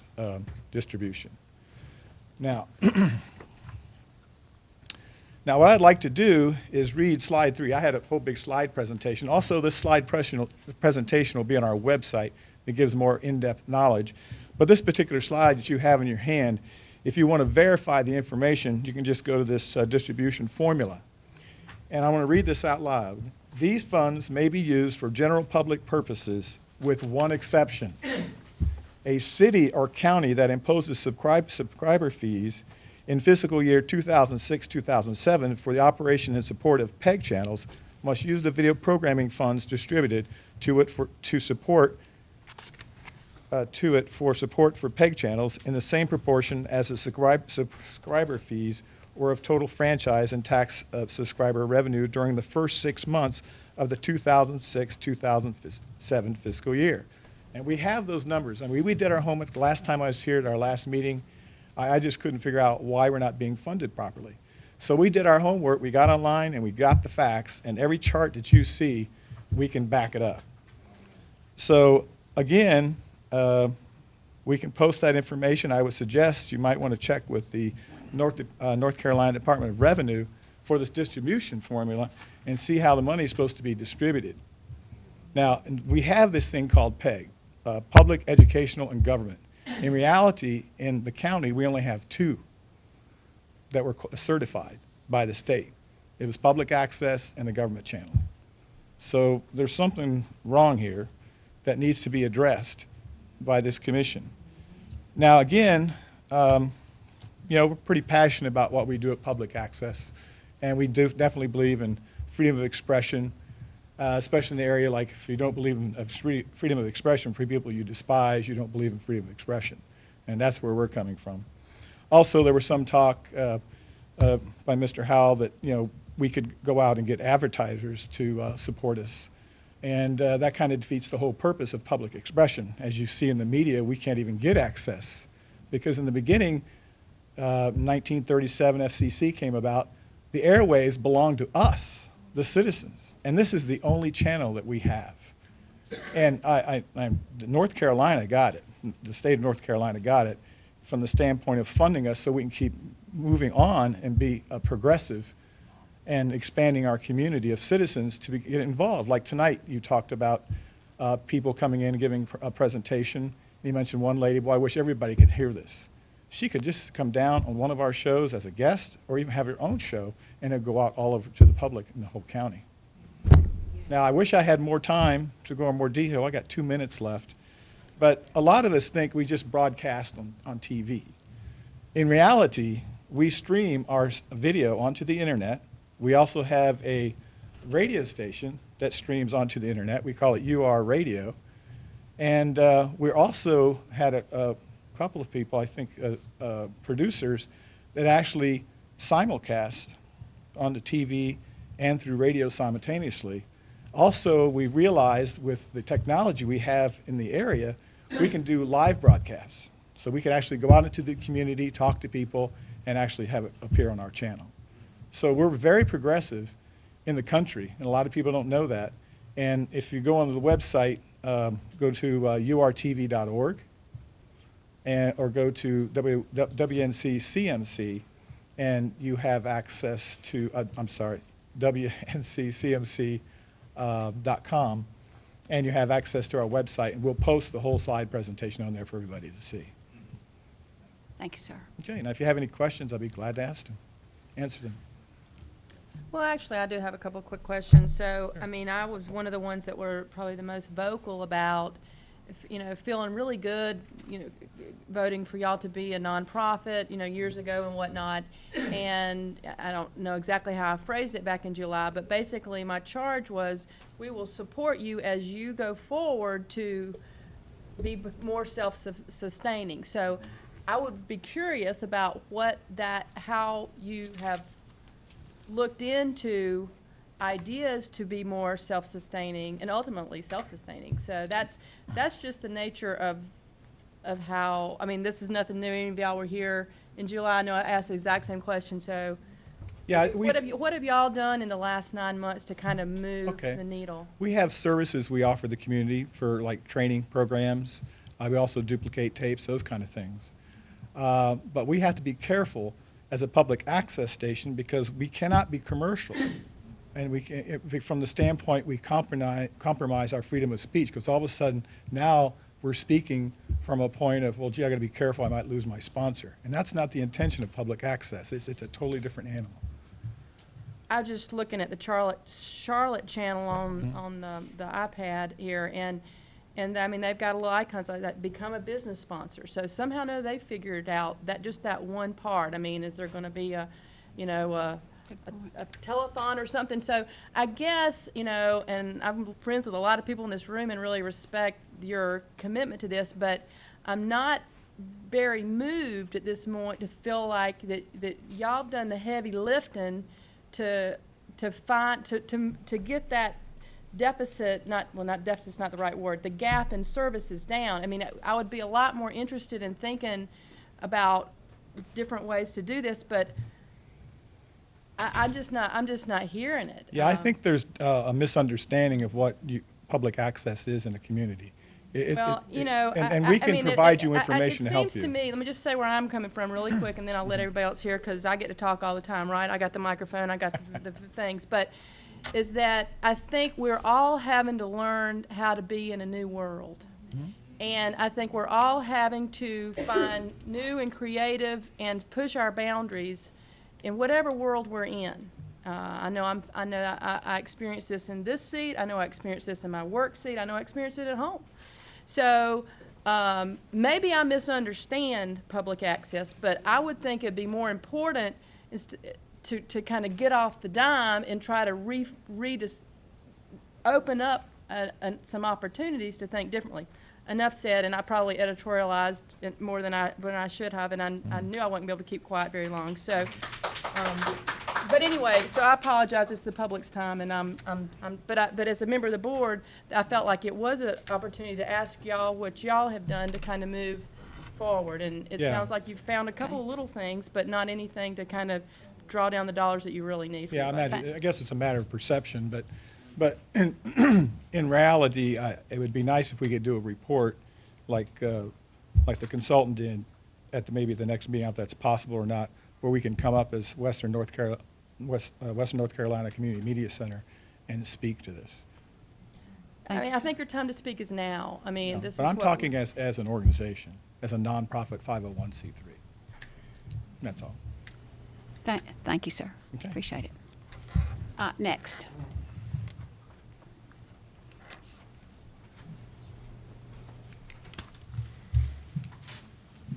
My name is Richard Bernier. I'm a property owner in North Buncombe. Wow. Holly, I agree with you totally.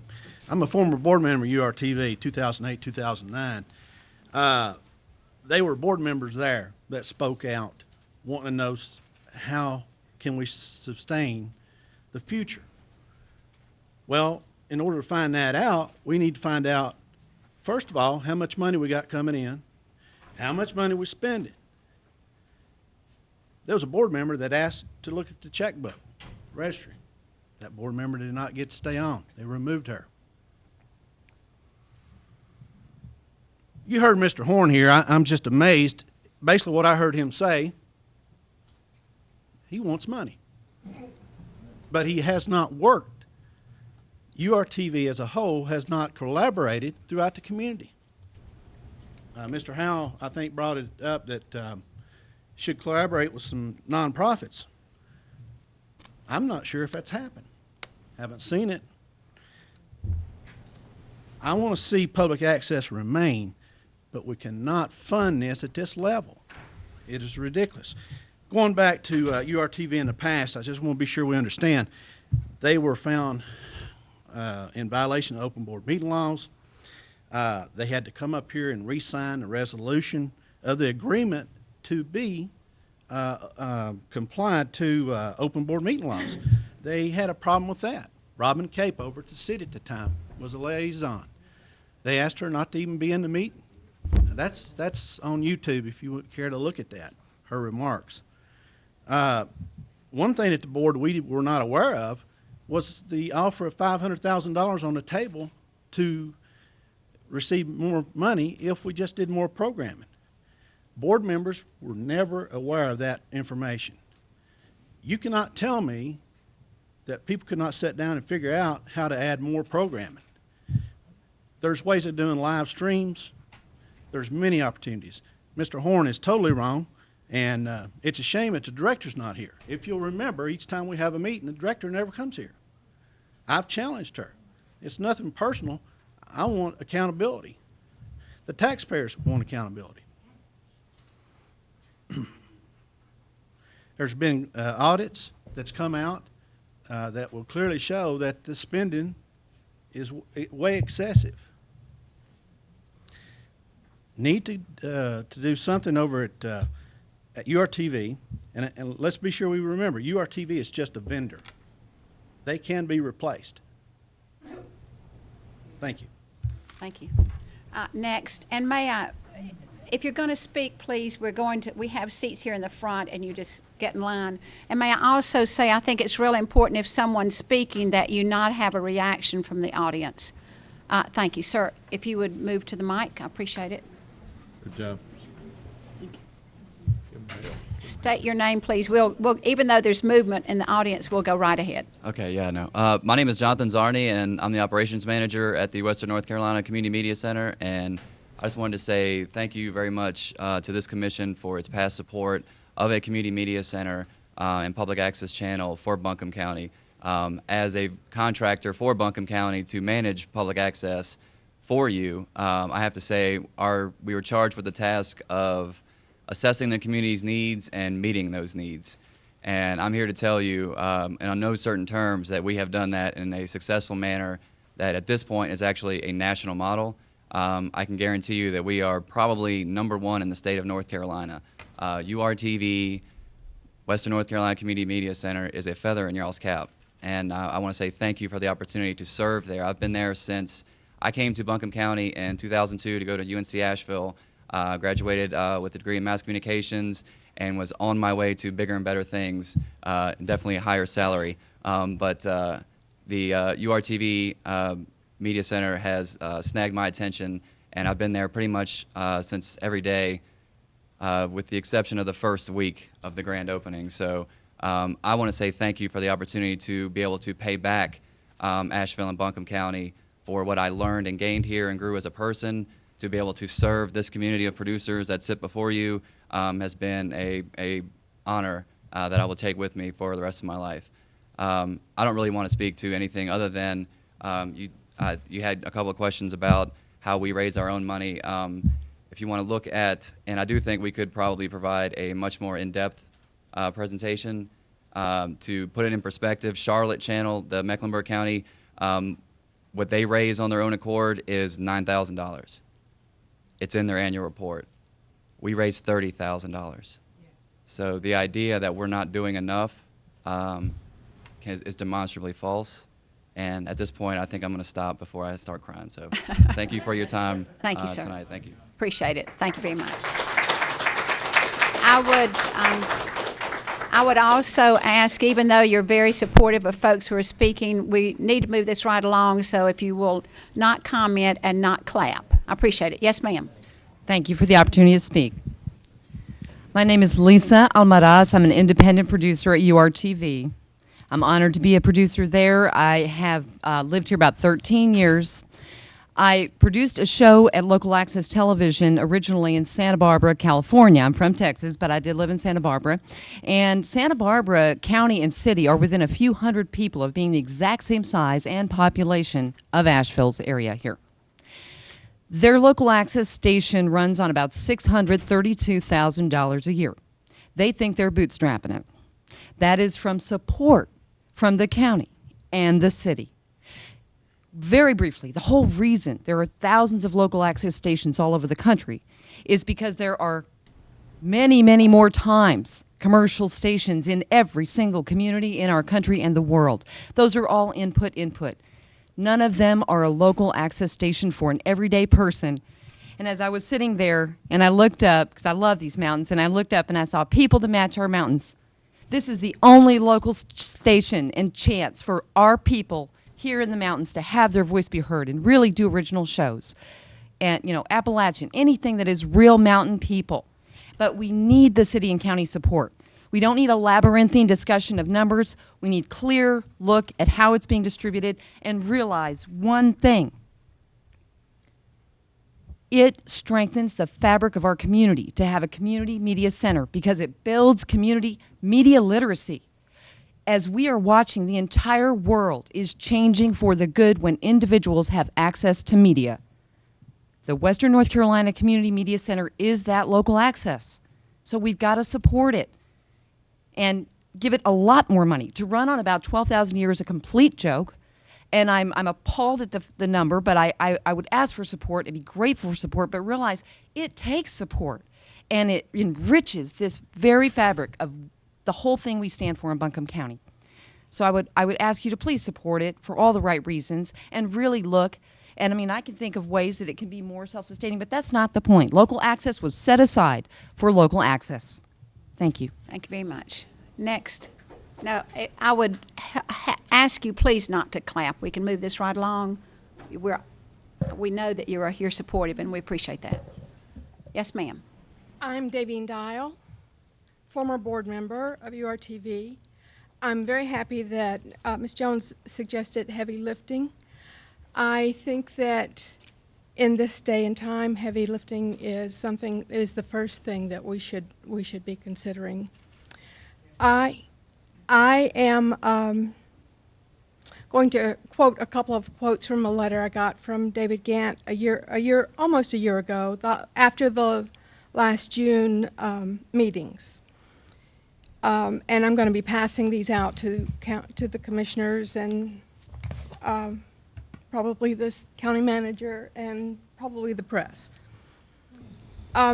David Gant, in his letter of June 2012, said, in the number one statement that's important, we have audited URTV. I don't think any improprieties were found, but poor business practices you described were revealed.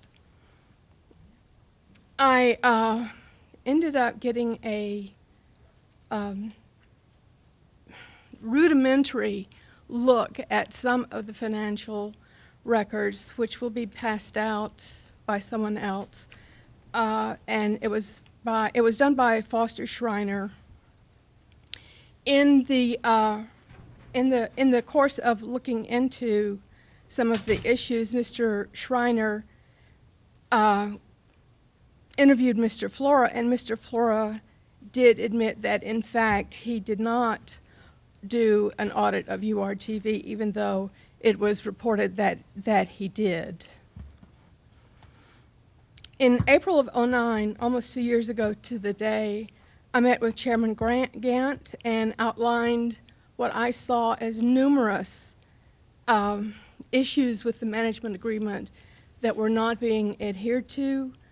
And this included never any discussion in any of the board meetings, putting our minds together to figure out what we could do to build up community relationships, ways to endear public access to the community, and ways to bring in support that would ensure our long-term viability, because we've known 4 or 5 years down the road that this day is coming. And we should have been, as the board, discussing those things every 2 weeks and what we could do to make our public access viable.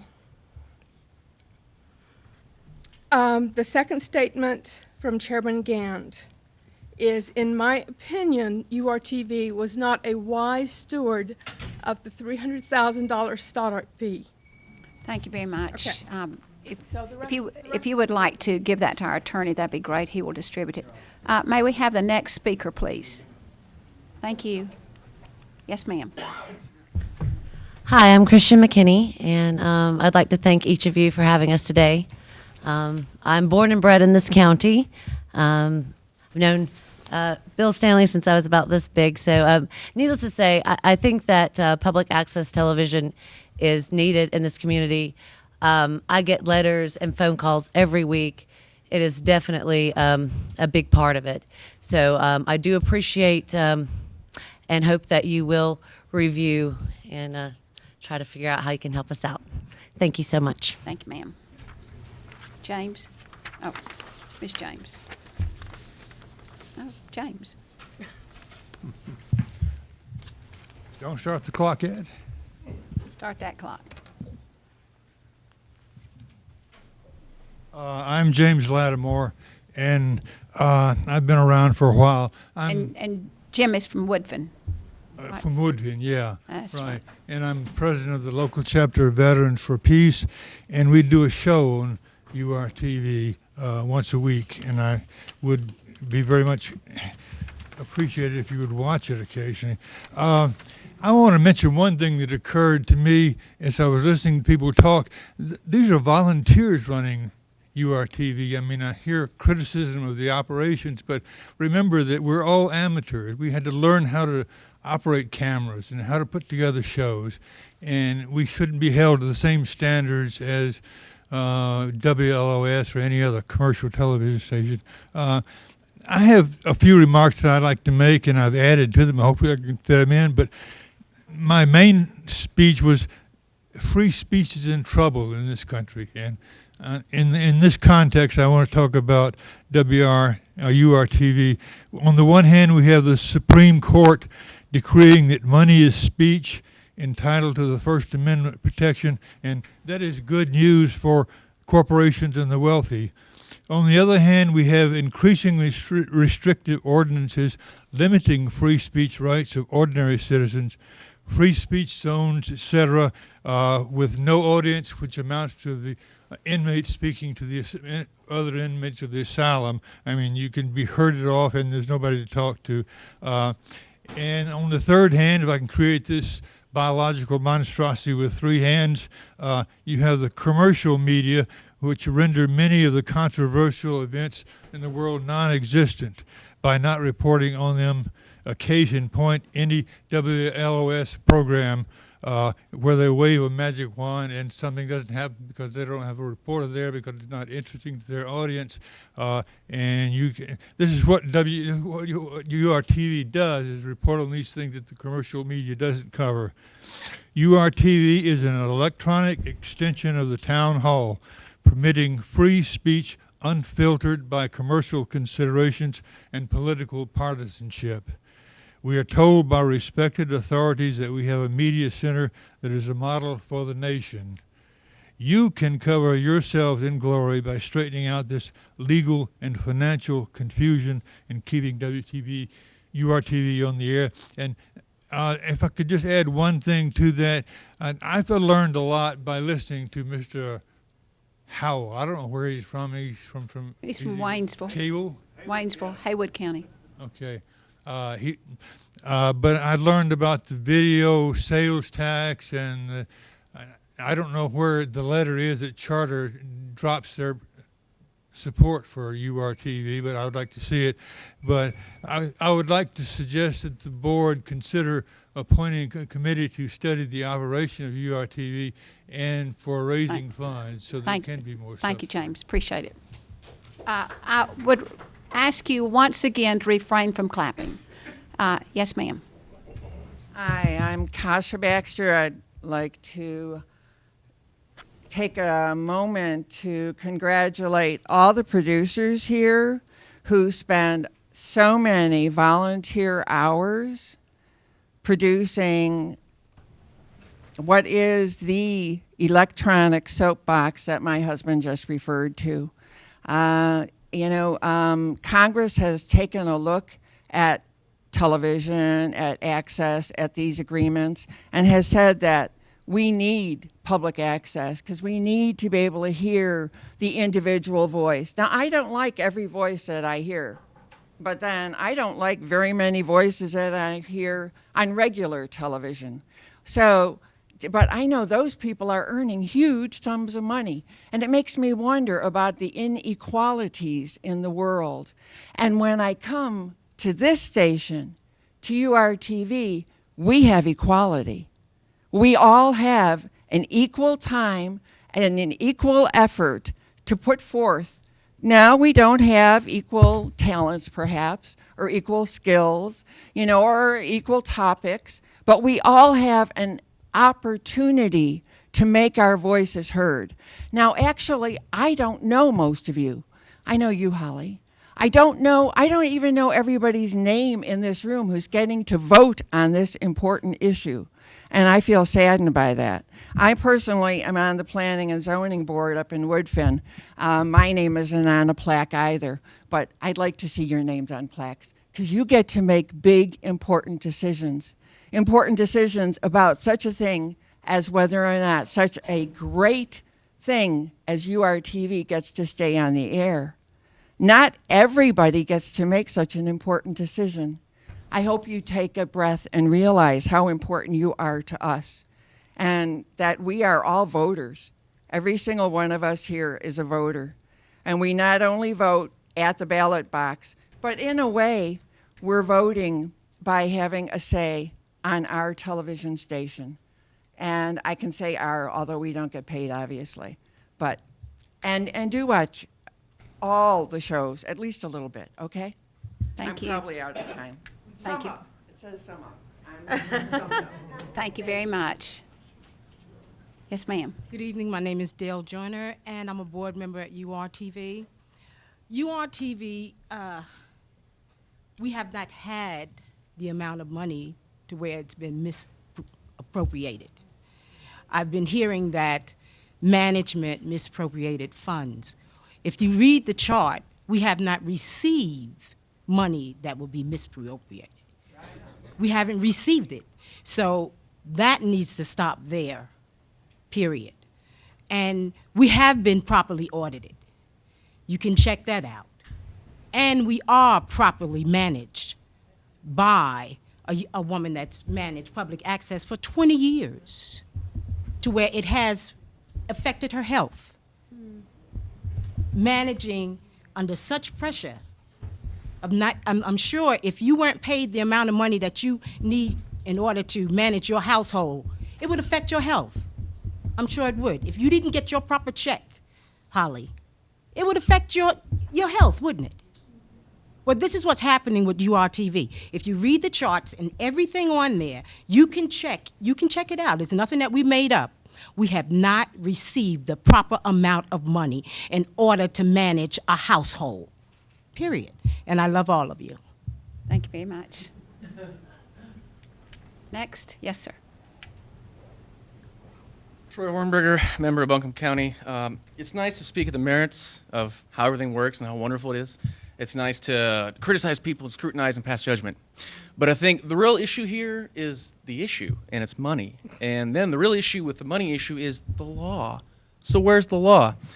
First of all, I'd like to just pass real quickly some evidence here. This is Richard Jones directed me to this member of the State Department. And if you look at the far right-hand side, the whole line says, Buncombe County, 2 certified channels. That's BCTV, URTV. In those 2 channels, there's a supplemental fee. That's the 8695, 8,000, and this is per quarter. Far right-hand corner here is the total distribution.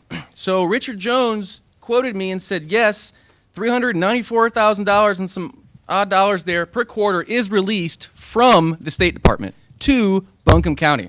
He confirmed it. So that's times 4 equals that amount of money. Now, Wanda Green said, hey, we need to look at the budget and give you some other numbers in that figure. It's been a month. She has yet to produce anything. I've given her all my information. I just simply made a request. I'm not making a personal attack. I'm just trying to move this forward and get some information. So she did not give me the information. I got my own when I could. So looking at here, we're looking at money. We're looking at $394,000 per quarter that comes into Buncombe County, qualified by Richard Jones, the State Department. If you look then at this next group of papers here, so we have money that is obviously there, according to the State Department, beyond the supplemental fee, because supplemental is just what it sounds like. It's been talked about before.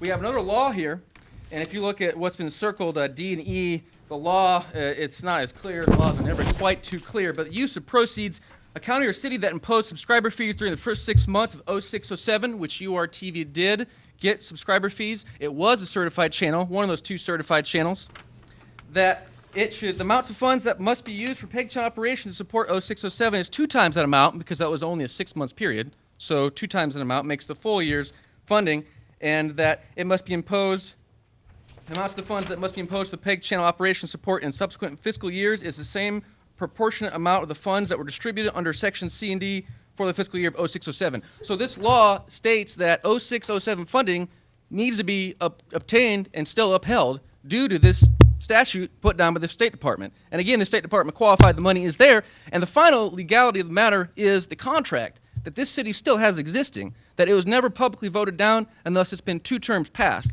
that this contract still does exist. So I have 2 legal matters that are not settled up, they need to be settled up. But beyond all the scrutinizing and whatevering, it's the law, folks. That's what it comes down to. And if the law is anything, it needs to be upheld. Thank you. Thank you. Next.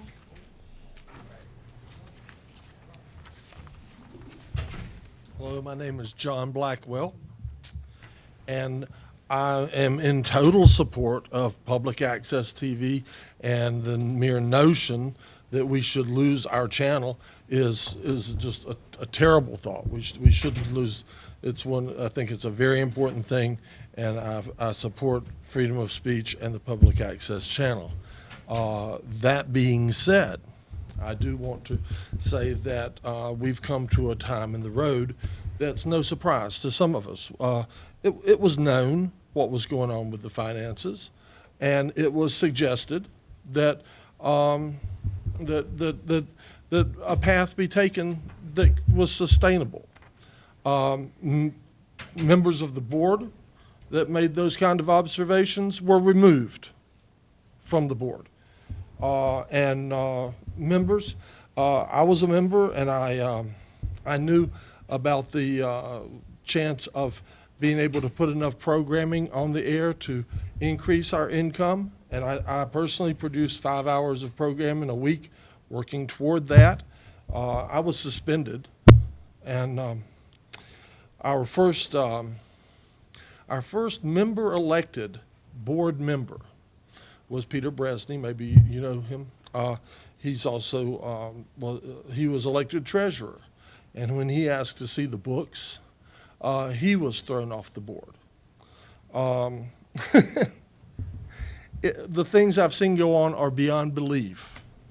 So yeah, I have to say that I don't agree with the way it's been managed, and certainly I believe though that there should be the board members I saw and myself, we were strong-armed out of there. And y'all are getting a feel of the strong arm that the place is being run by.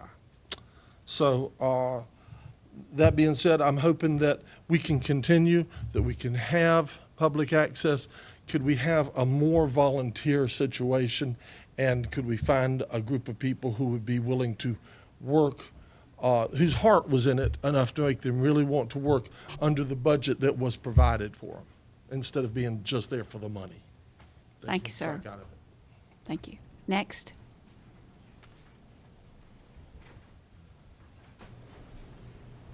Greetings.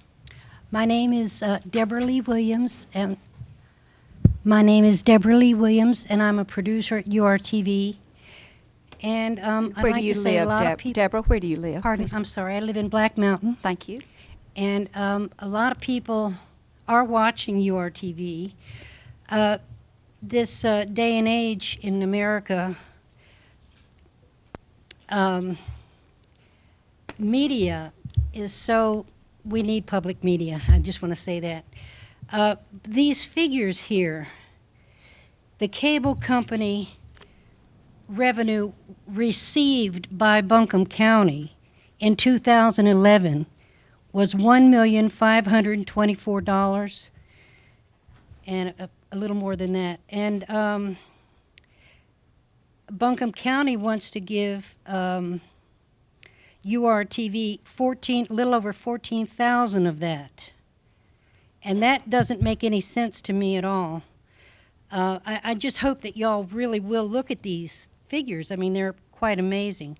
It's a shame that Bob didn't get to put his PowerPoint thing. Well, anyway, I am nervous, excuse me. You're doing great. You're doing great. But my show, I've had people come up, strangers come up and give me a hug and thank me for my show. And my show in the last 2 weeks, it hasn't aired. My current shows haven't aired because the equipment is getting so old. It's malfunctioning now. It's not really functioning as smoothly as it has. And I asked Jonathan about that, and he said that this equipment has a lifespan of 5 years. It's already been being used for 6 years. And it's over 1 million hours of use, I think, in a year. And as far as, I've only been in the 2010, 1 year I've only been with URTV. And the staff has been, I think, phenomenal. I see nothing. They are nothing but tremendously helpful, and they go beyond, surely beyond what they're required to do to be helpful to everyone. So I don't understand all this. I don't see anything inappropriate. Of course, I'm not a member of the board, but I just want to say public access is vitally important to a community.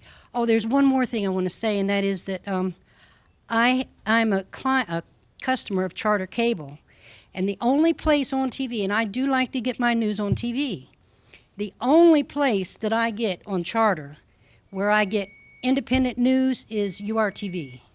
And there's 2 different. Thank you very much. Next.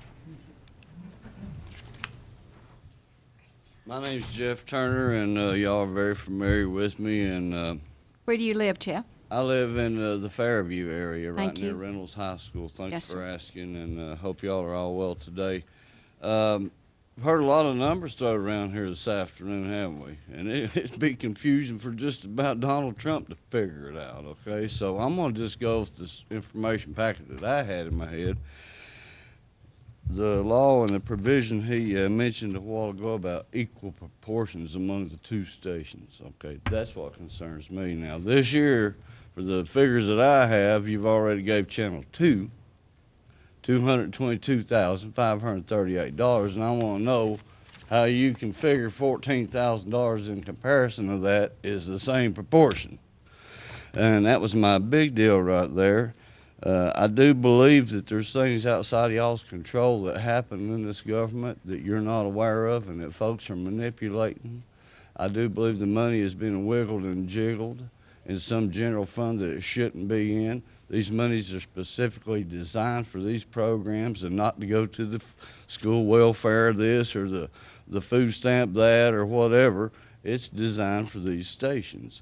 And I would say that the control and the responsibility of that, whether y'all like to admit it or not, lies with you and whoever your dispersing agent is acting on your stead.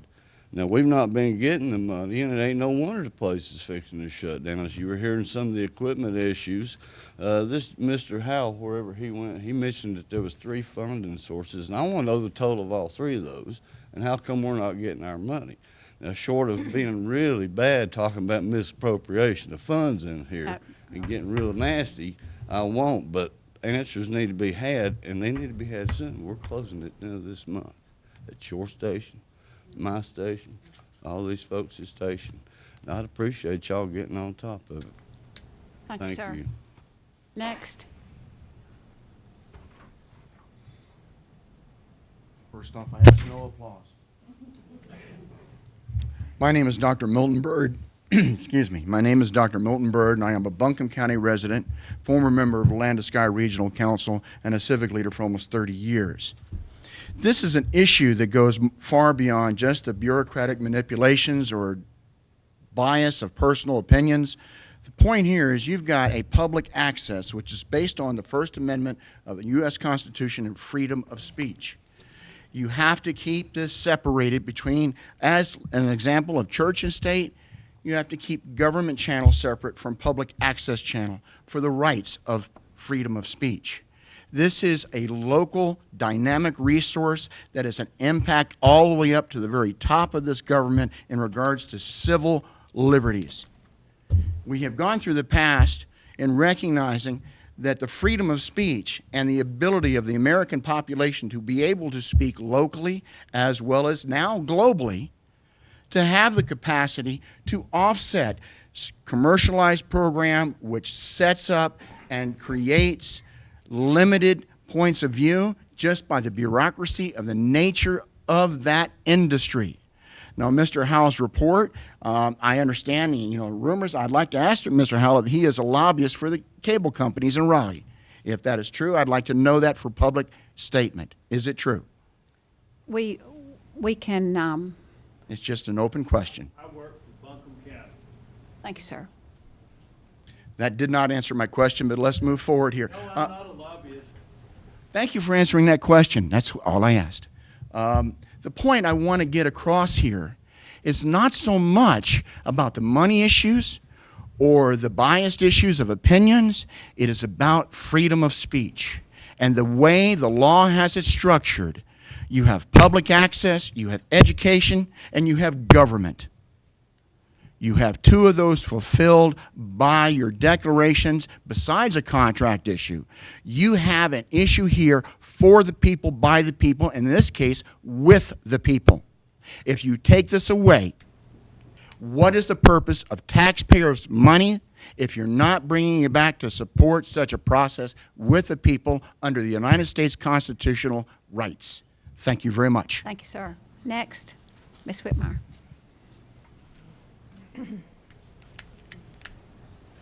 Hi, my name is Luella Whitmire, and I live here in Asheville. And I want to thank you for this time I can speak. And I want to say this, when I think of URTV, I think of myself as a CEO of my own company. And what I mean by a CEO of my own company, I'm coming to URTV and I'm saying I have a vision, I have a plan that can help Asheville. And when I came with this plan, I started an investment. That means time, preparation, and each week I start up withdrawing like benefits from them. I can use their lights, I can use their water, I can use their equipment, I can use all this, and this is a businesswoman. I'm a businesswoman. And when I say I'm a businesswoman, I mean URTV brought me to a place where I can get benefits. That same benefits, I'm going to turn around and invest into the community. I see on your sign, you say, people to match our mountains. I'm here to meet the needs of the people in the mountains. When I invest in buying clothes. I invest in CDs. I invest in DVDs. I invest in tools to make it happen. And in this, I'm making a show to meet the people's needs. Then I'm thinking about the guests and the talents that I bring to URTV. I think about the supplies that it takes to run this show and to make it happen. Now, in all, what I'm saying in all is this. I give back to the community. I go to my supplier, get my CDs, get my DVDs, tax money back into the community. I buy clothes, I buy whatever is needed to make this show happen. I buy gas.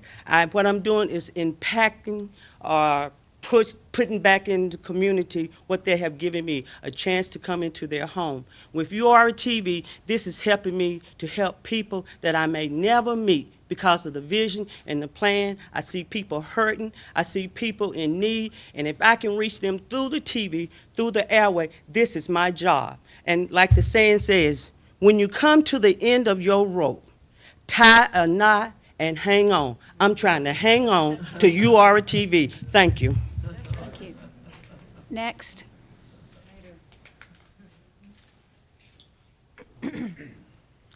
My name is Christopher Lowry, and I am currently a resident of Asheville. I moved down Could you to this speak a area. little, sir? Yes, sir. I Appreciate moved it. down to this area in 1999. I'm a resident of Asheville right now. In the past, I worked for Public Broadcasting, an affiliate of the Public Broadcasting System in the state of Michigan. I got involved with URTV a number of years ago, and I've just done like 5 programs on there, and I did everything at my own expense, and I did it to try and educate people about some things they might not know about. So I found it a very pleasant experience, and all the staff really helped me, and like someone else said, they go beyond what they need to help you out. So I basically just wanted to talk about how I feel this station is important to the community here.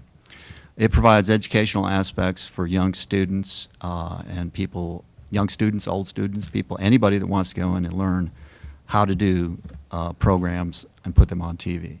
I think that's very valuable in doing that. It does this at a very, very low cost to people who want to do that.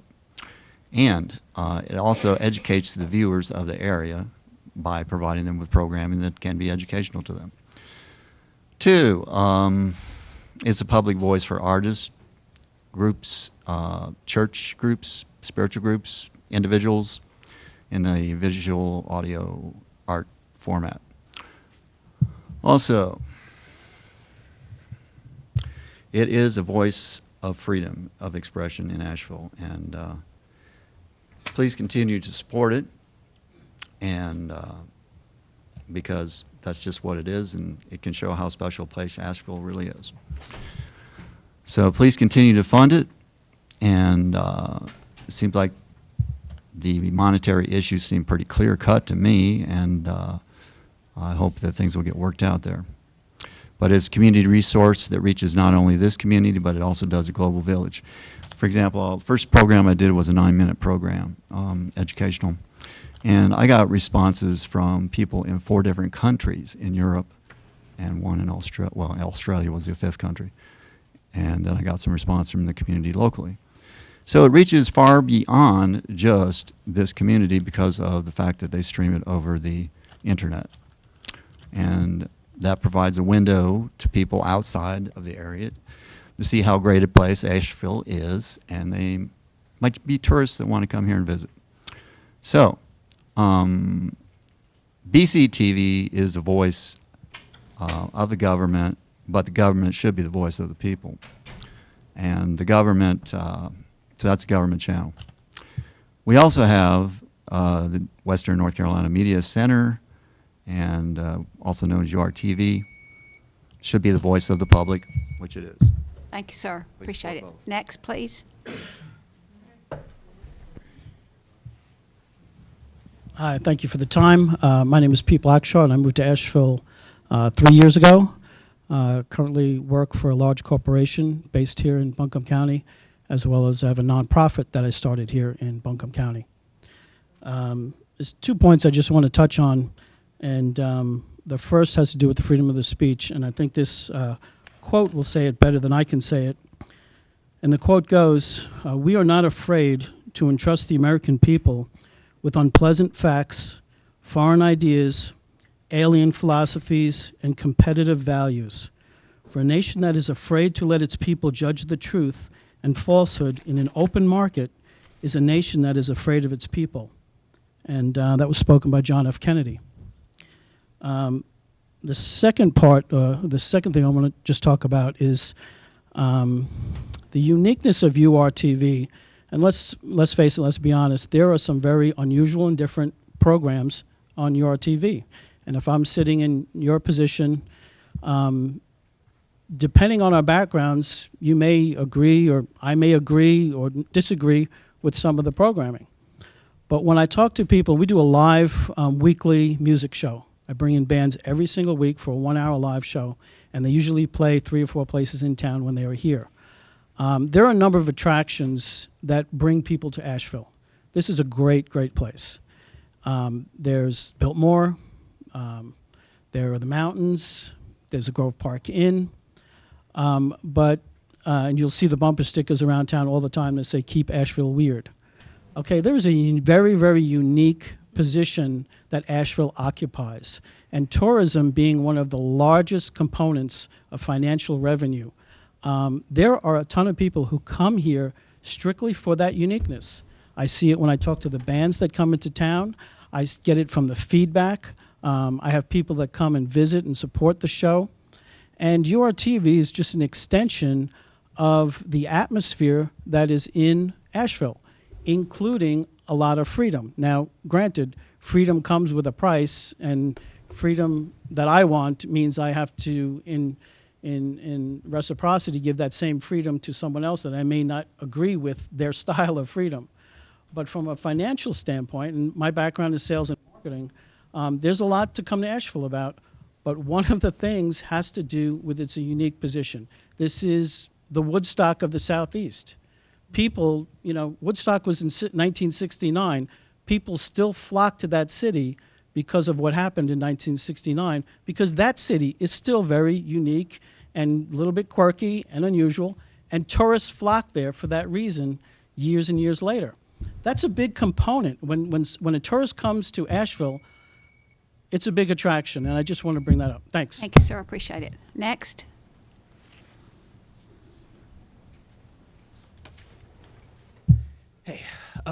Matthew Howard, Asheville. Little bit of disclosure right from the start. I am a member of the board of directors appointed by City Council. Even if I wasn't, I would be here. And another thing is I was very active. I mean, I've been involved in URTV pretty much since the beginning. I was there at the grand opening, and it spoke to me then. I was a very active producer between the years of 2007 and 2009. In the past 2 years, I haven't really been involved in terms of actually producing. So me being here is not me wanting to end up on front of the camera. This is something about what I believe this means to the community. In terms of what URTV gives somebody in terms of opportunity, I wouldn't have the job I have right now if it wasn't for the opportunities that I had at URTV. And there are other people that I know can say exactly the same thing. URTV has been a springboard for a lot of people to do a lot of great things.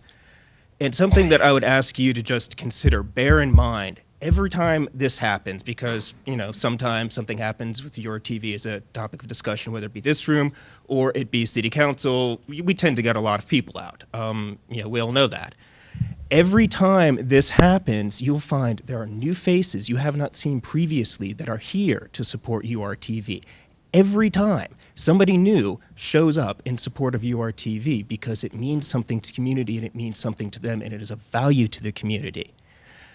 And in terms of it being out there, in terms of having impact, one real quick true story. I was on a flight back in December from Hartford, Connecticut to Detroit. And the guy sitting next to me in the airplane seat recognized me from URTV. I swear to God. So people are watching it. People take notice. And if it goes away, people will take notice. Thank you. Thank you, sir. Next.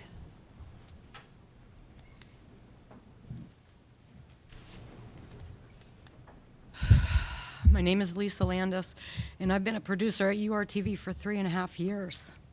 And I have actively tried to find sponsors for my shows for 3.5 years.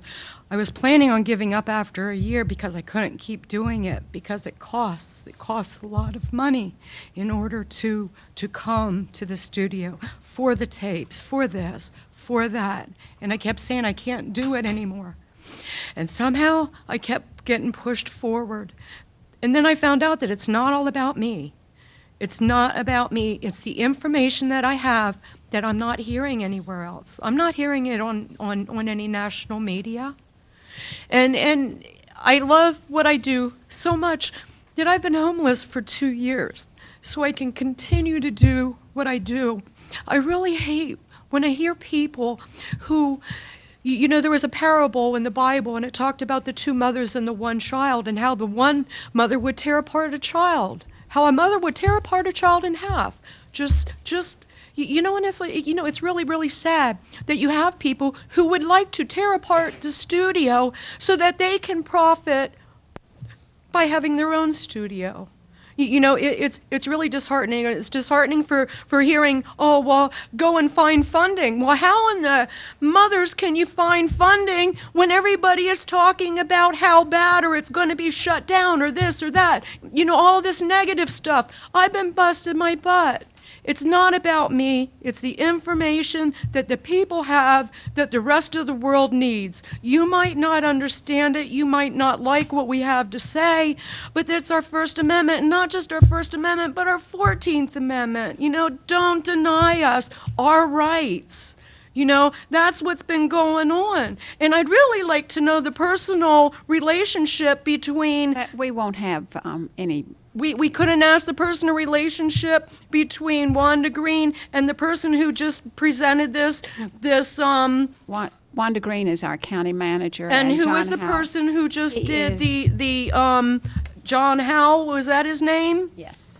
I mean, it's like how close and how tight do we have to get? I just talked to my show. Yes, ma'am. You know, on Friday. I think if I can say, if you can keep your comments based on your, truth and fact no, and on question URTV, please. and URTV. John, excuse me just a moment, please, ma'am. John Howell is with the Howell Group Telecommunications Consulting Associates out of Waynesville. That answers your question. No, If it you have- doesn't. If you Thank have you. another point to make, then please proceed with that. If not, has her time expired? No, I still 25 have seconds. 25 seconds Okay, left thank on, you very on, much.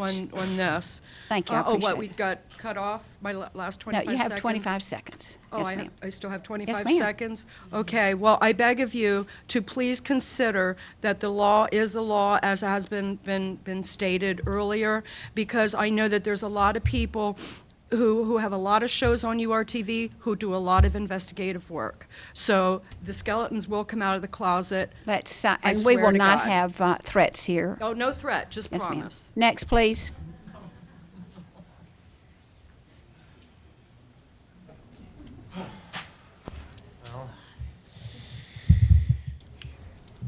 Ladies and gentlemen of the board, ladies and gentlemen of the board, I'm Jeffrey DeCristofaro. I'm a UNC Asheville Master of Liberal Arts student. I'm going to graduate this December, but while I was at UNC Asheville, I was also given an opportunity to take part in URTV since the very beginning in 2007.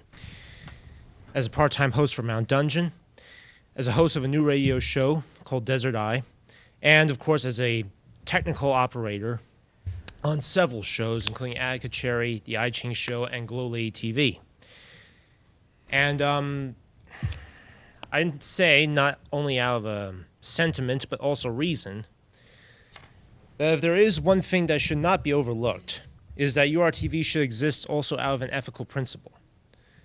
An ethical principle that cannot be overlooked because the principle itself is that URTV is not only what the people want, but what the people need. They cannot be deprived of something that sets an example for free art without compromise. And it's for this reason that I believe that it should be continued to be financed, that it should be given exactly the amounts that it has been deprived of, so that the people are not deprived not only of entertainment, but of something that provides them with a certain lifestyle, a certain culture, a certain essence, a certain means of being. I know that there are many people who don't share my opinions, or for that matter, the opinions of my colleagues, but this is not just a matter of what the law says or what other people say according to their own opinions.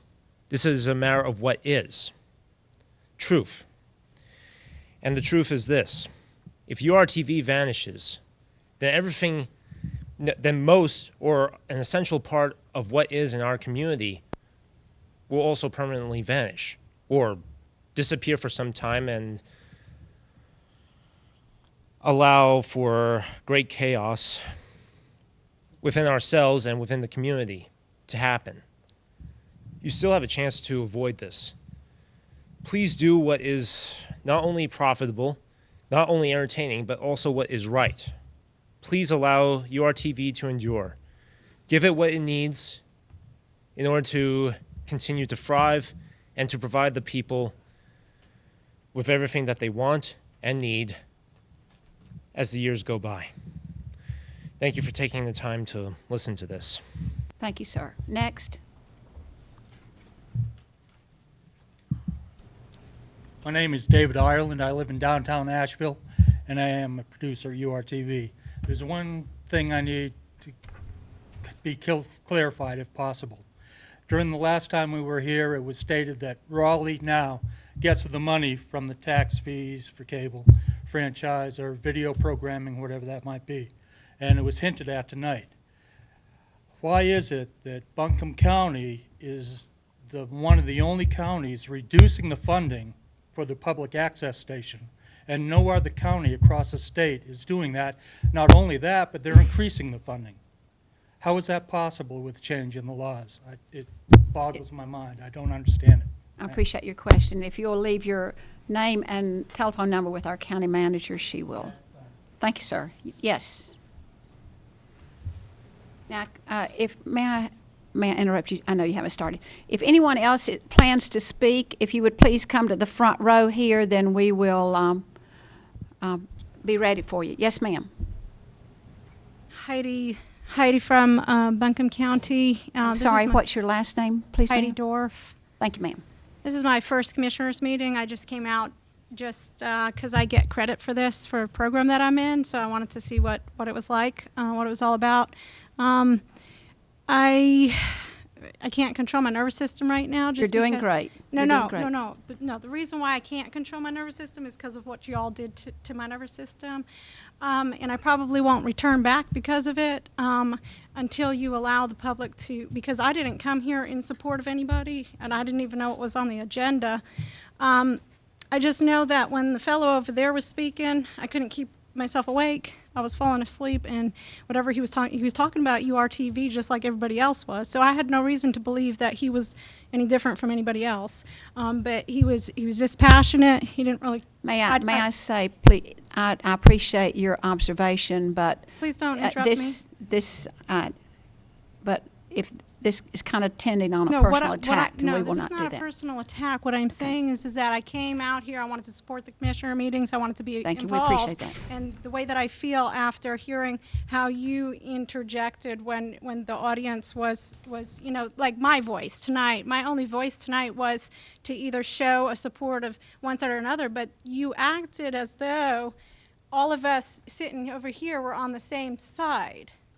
And that all of y'all, or maybe you feel like y'all are on the same side, but I would hope that each of you would have your own individual thoughts and perspectives, just like I did when I came in. But then I was all of a sudden lumped into everybody that wanted to keep URTV, I guess, around. And I'm not telling you what I want. I'm just saying that I felt really disturbed when my clapping and my applause was cut off. And when you allow for the public to have a voice through their clapping, and you want to hear if the audience is in support of that or not, then you can then I'll be interested in coming back and supporting the commissioners meeting. But right now I'm really disturbed about that.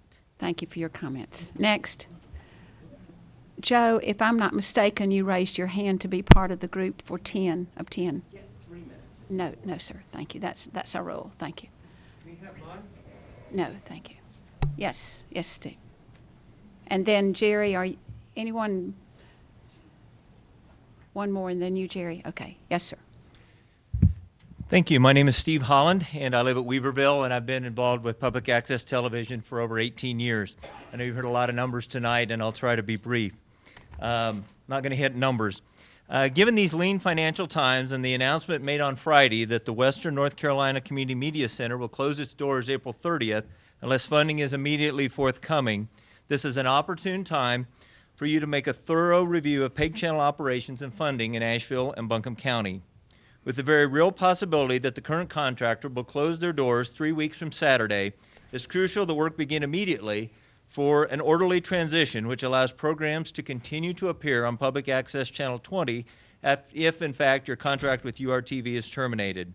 There are a number of viable alternatives for the continuation of Channel 20 within the constraints of designated PEG funding, within the expenditures of counties, without using, rather, the expenditure of the county's general tax revenues, and based on a budget that is grounded in reality. Therefore, I ask that at your next commissioners meeting, you approve the creation of a joint PEG channel review task force with the city of Asheville. And that PEG channel task force could be with 6 members under the joint direction of the commissioners in the city of Asheville, have 1 commissioner and 1 county staff person, 1 Asheville City Council member, 1 Asheville City staff person, and also 2 members of the public. The PEG Channel Review Task Force would be able to gather information and input from city and county staff and other relevant members of the community. Develop a 5-year funding projections for PEG channels in Buncombe County. And based on the funding projections, consider a variety of options for management and provision of PEG channel programming. They could present those recommendations in 30 days to both the Buncombe County Commissioners and the Asheville City Council on the best path forward, including recommendations on a new interlocal agreement between the county and city with regard to Public Access Channel 20. Despite the problems with the current contractor, there is great potential for the city and county to work together to have effective and efficient PEG channels. The report in today's Citizen Times about the county and city exploring opportunities to more efficiently manage their Parks and Recreation Department is a good example of the potential that this task force on PEG channels could have. I'd be happy to assist in any way that I can to see that Public Access Channel 20 continues as a valuable community resource. I appreciate your attention to this matter, and I'd be happy to entertain any questions that you have, and I do have copies of this to leave with you as well. Thank you, Steve. You could leave that with Michael, that'd be great. Do we have one more speaker, and then Jerry, I believe, will wrap it up. Yes, sir.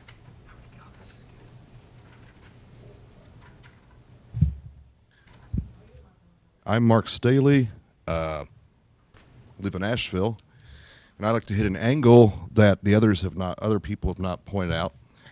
Public Access 21 is the public access station in Charlotte. It has existed for at least 17 years.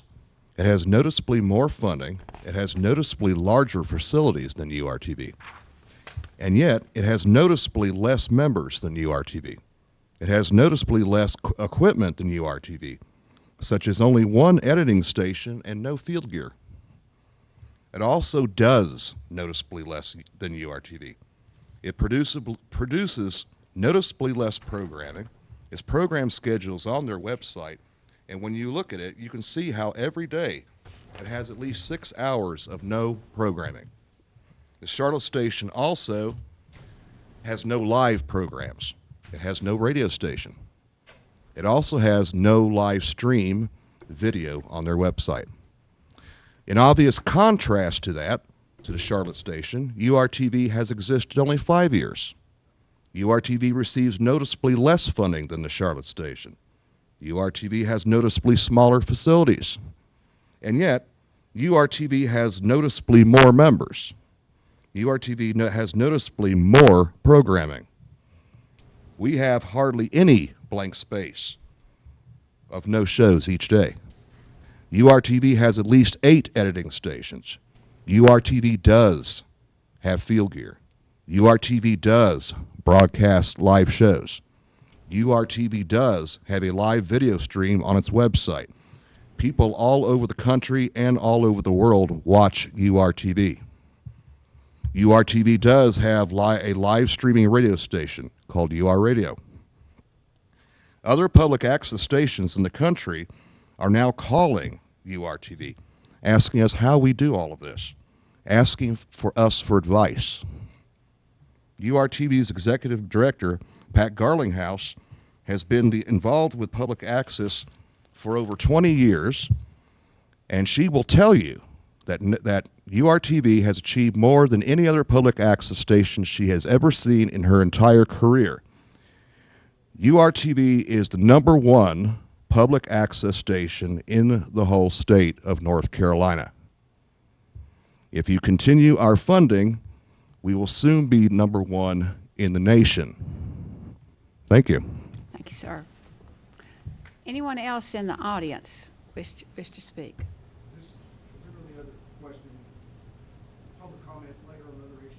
Yes, sir. Anyone else in the audience? Jerry.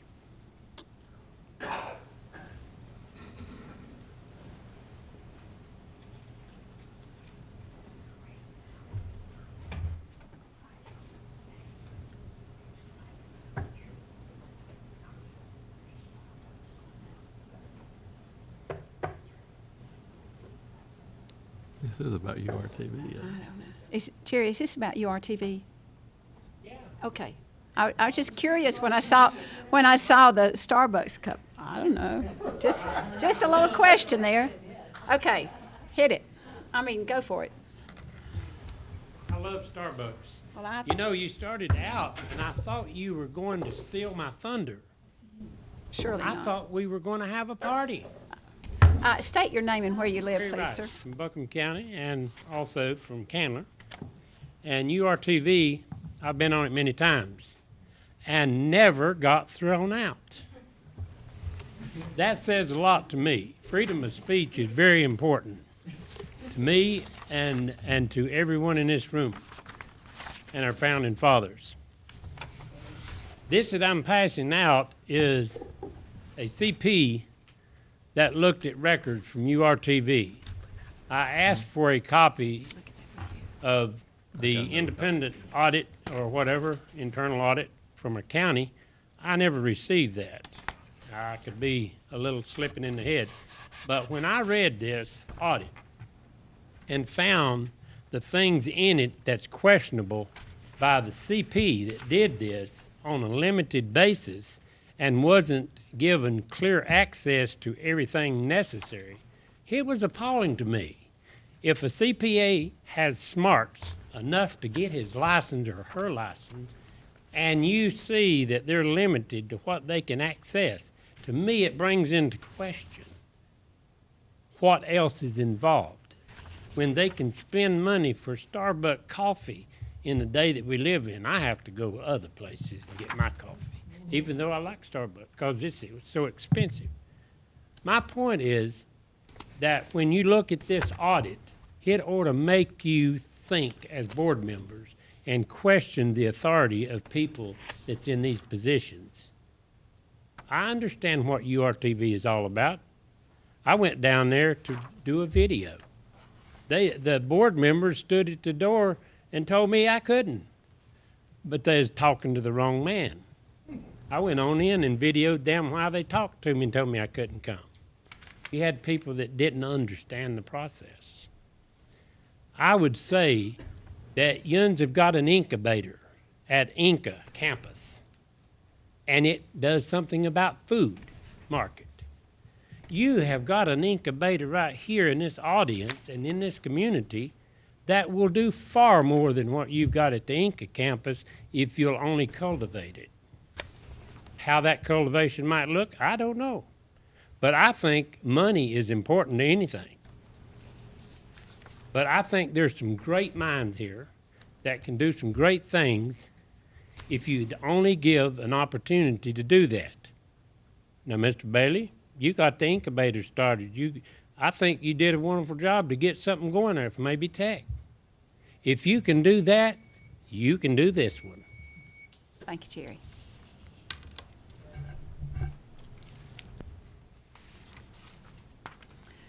Well, we've come to the end of the report from our consultant, and we have heard your comments loud and clear.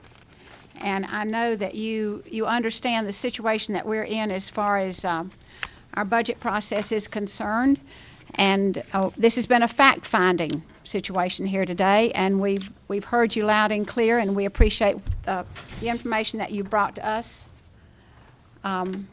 our consultant, and also the folks who represent URTV. And we will move on to the next order of business. Thank you very much. We do have board appointments. If you can clear the room, those of you who are leaving, if you can clear the room quietly, I would appreciate it. You're next. Okay. Board appointments. First appointment is to the Homeless Advisory Committee. Is there a nomination? I move that Rich Munger be appointed to that Homeless Advisory Committee. Second. Rich Munger has been nominated for the Homeless Advisory Committee. All those, and the second has been held. All those in favor, please say aye. Aye. Aye. Asheville Regional Housing Consortium. I move appointment of Cynthia Barklow to the Asheville Regional Housing Consortium. Second. Cynthia Barklow has been nominated. All those in favor, please say aye. Aye. Downtown Commission, one appointment. I move approval of Pam Myers to the Downtown Commission. Is there a second? Second. All those in favor, please say aye. Aye. That is a reappointment. Weaverville Board of Adjustments, 3 appointments needed. There are 3 folks applied for that. Nominate Bill Biggers, John Dankel, and Charles Sullivan to the Weaverville Board of Adjustment. Second. All those in favor of the nominees, please say aye. Aye. The 3 have been appointed. Library Board of Trustees, 1 vacancy. Is there a nomination? Nominate Mary Cater to the Library Board of Trustees. Second. Mary Cater has been nominated. All those in favor, please say aye. Aye. Any opposed? Mary Cater has been nominated and elected. Nursing Home Advisory Committee, we have 2 vacancies and 1 person nominated. Do I hear a motion, please? Nursing home. I nominate Ellen Baker to the Nursing Home Community Advisory Committee. Is there a second? Second. All those in favor, please say aye. Aye. Ellen has been nominated. Tourism Development Authority, 1 nominee, 1 vacancy. Nominate Stephen Frabbatori to the TDA. Second. All those in favor of Mr. Frabbatori, please say aye. Aye. Mr. Frabbatori is nominated, is appointed. Historic Resources Commission, 2 vacancies, 1 nomination. Is there a nomination? Nominate Nan Chase. Second. All those in favor of Nan Chase, please say aye. Aye. Aye. Nan Chase is appointed. Current vacancies on the board, we have 1 vacancy on the Montreat Planning and Zoning Board, 1 vacancy on the Montreat Board of Adjustments, 1 vacancy on the Historic Resource Commission, 1 vacancy on the County Planning Board, that's in the Reynolds District. Mr. Attorney, do we have need for a closed session? Yes, ma'am, Commissioner Peterson. We do have 1 matter pursuant to General Statute 143, 318, sub 4, economic development matter. I don't anticipate any action other than direction from this board. Thank you, sir. We are now at the point in our agenda where we will entertain public comment. And, yes, ma'am.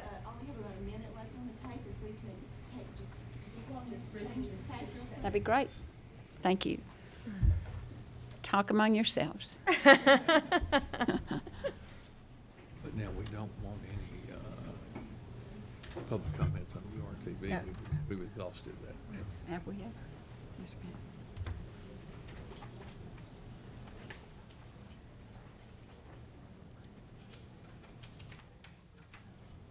ma'am. Better hurry up, or I'm gonna have to pee in this cup right here. Me too.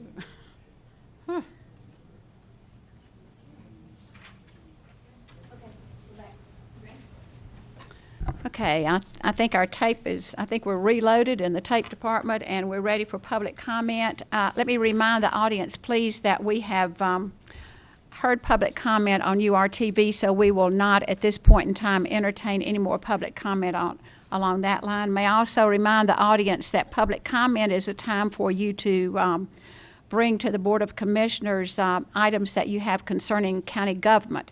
It is not a time for speaking regarding derogatory things regarding elected officials, members of the Board of Commission, or staff members in Buncombe County. So, having known that, having heard that, public comment, please. If you'd state your name and where you live. You have 3 minutes. Yes, ma'am. Okay. Thank you. My name is Shirley Dozier. I live on Montford Avenue, where I have resided since 1961, and my husband's family's been there since 1937. Thank you. I want to thank you all, and the other 2 that's not here tonight, for turning down the money that they asked for the Hill on the Montford Avenue and Hill Street. They asked for millions of dollars. I want to thank you for turning the money down, because I do not want to give any money to that. Like I said, we've lived across the street from William Randolph School. I have since 1961. My husband has since 1937. There's some questions I need to ask, since it has been taxpayers' money, but I don't want to ask them. You can. Any question that you have that you would like to leave with our management team, they'll be glad to answer them Okay, if that's the way you would let me like to go. Okay. Just let me know who all the nonprofits are, nonprofit special interest and hate groups, and how much money do they get from through William Randolph Learning Center. And I want to thank you again for letting me speak. I was put in some meetings in 1994 where I found that, that a lot of the tax lots on the Hill Street project, they were tax lots. Maybe we should find out exactly where. How did that group get their names in the tax lots? Again, we're going to find out. It's called Stumptown, the village of Stumptown. Map is going to be shown. Those are tax lots. Let's get those out and tax people, not the nonprofits. And what I'm mostly up here for, I'm going to have to ask you for a favor. In 2005, well, 2004, we were sued. And in 2005, some of our renters had passed away, which we turned the water on in our name. The city of Asheville came down and said, since you were sued and you lost in your lawsuit, we're turning off all your water to 73 and 73.5 Montford Avenue. The reason I'm coming up today is that we had a problem the 1st of January. And my water bill went up when the water came on accidentally into one of those houses. There had been no heat in. And it caused a lot of damage to the house, and I had to pay $160-something more than what the water bill. I only paid the base for the meter because the city of Asheville won't turn the water on. And I have paid, we do pay our taxes. We've never failed to pay our taxes. And we've never failed to pay our water bill or any other bills that we've had. And like I said, we've been residents of Asheville all of our life. And what I'm asking you to do is, I asked, it was February the 4th. No, it was Friday. I didn't even put the February. It was Friday. I asked I'm so sorry. No, that's quite all right. I understand you have some situations you'd like to clear up. Perhaps this is something that we need to discuss with city management, county management, but yes, Ms. Stone will take your contact information, and we will see that you go to the right person to get your right answer. And we appreciate you coming this afternoon. Thank you very much.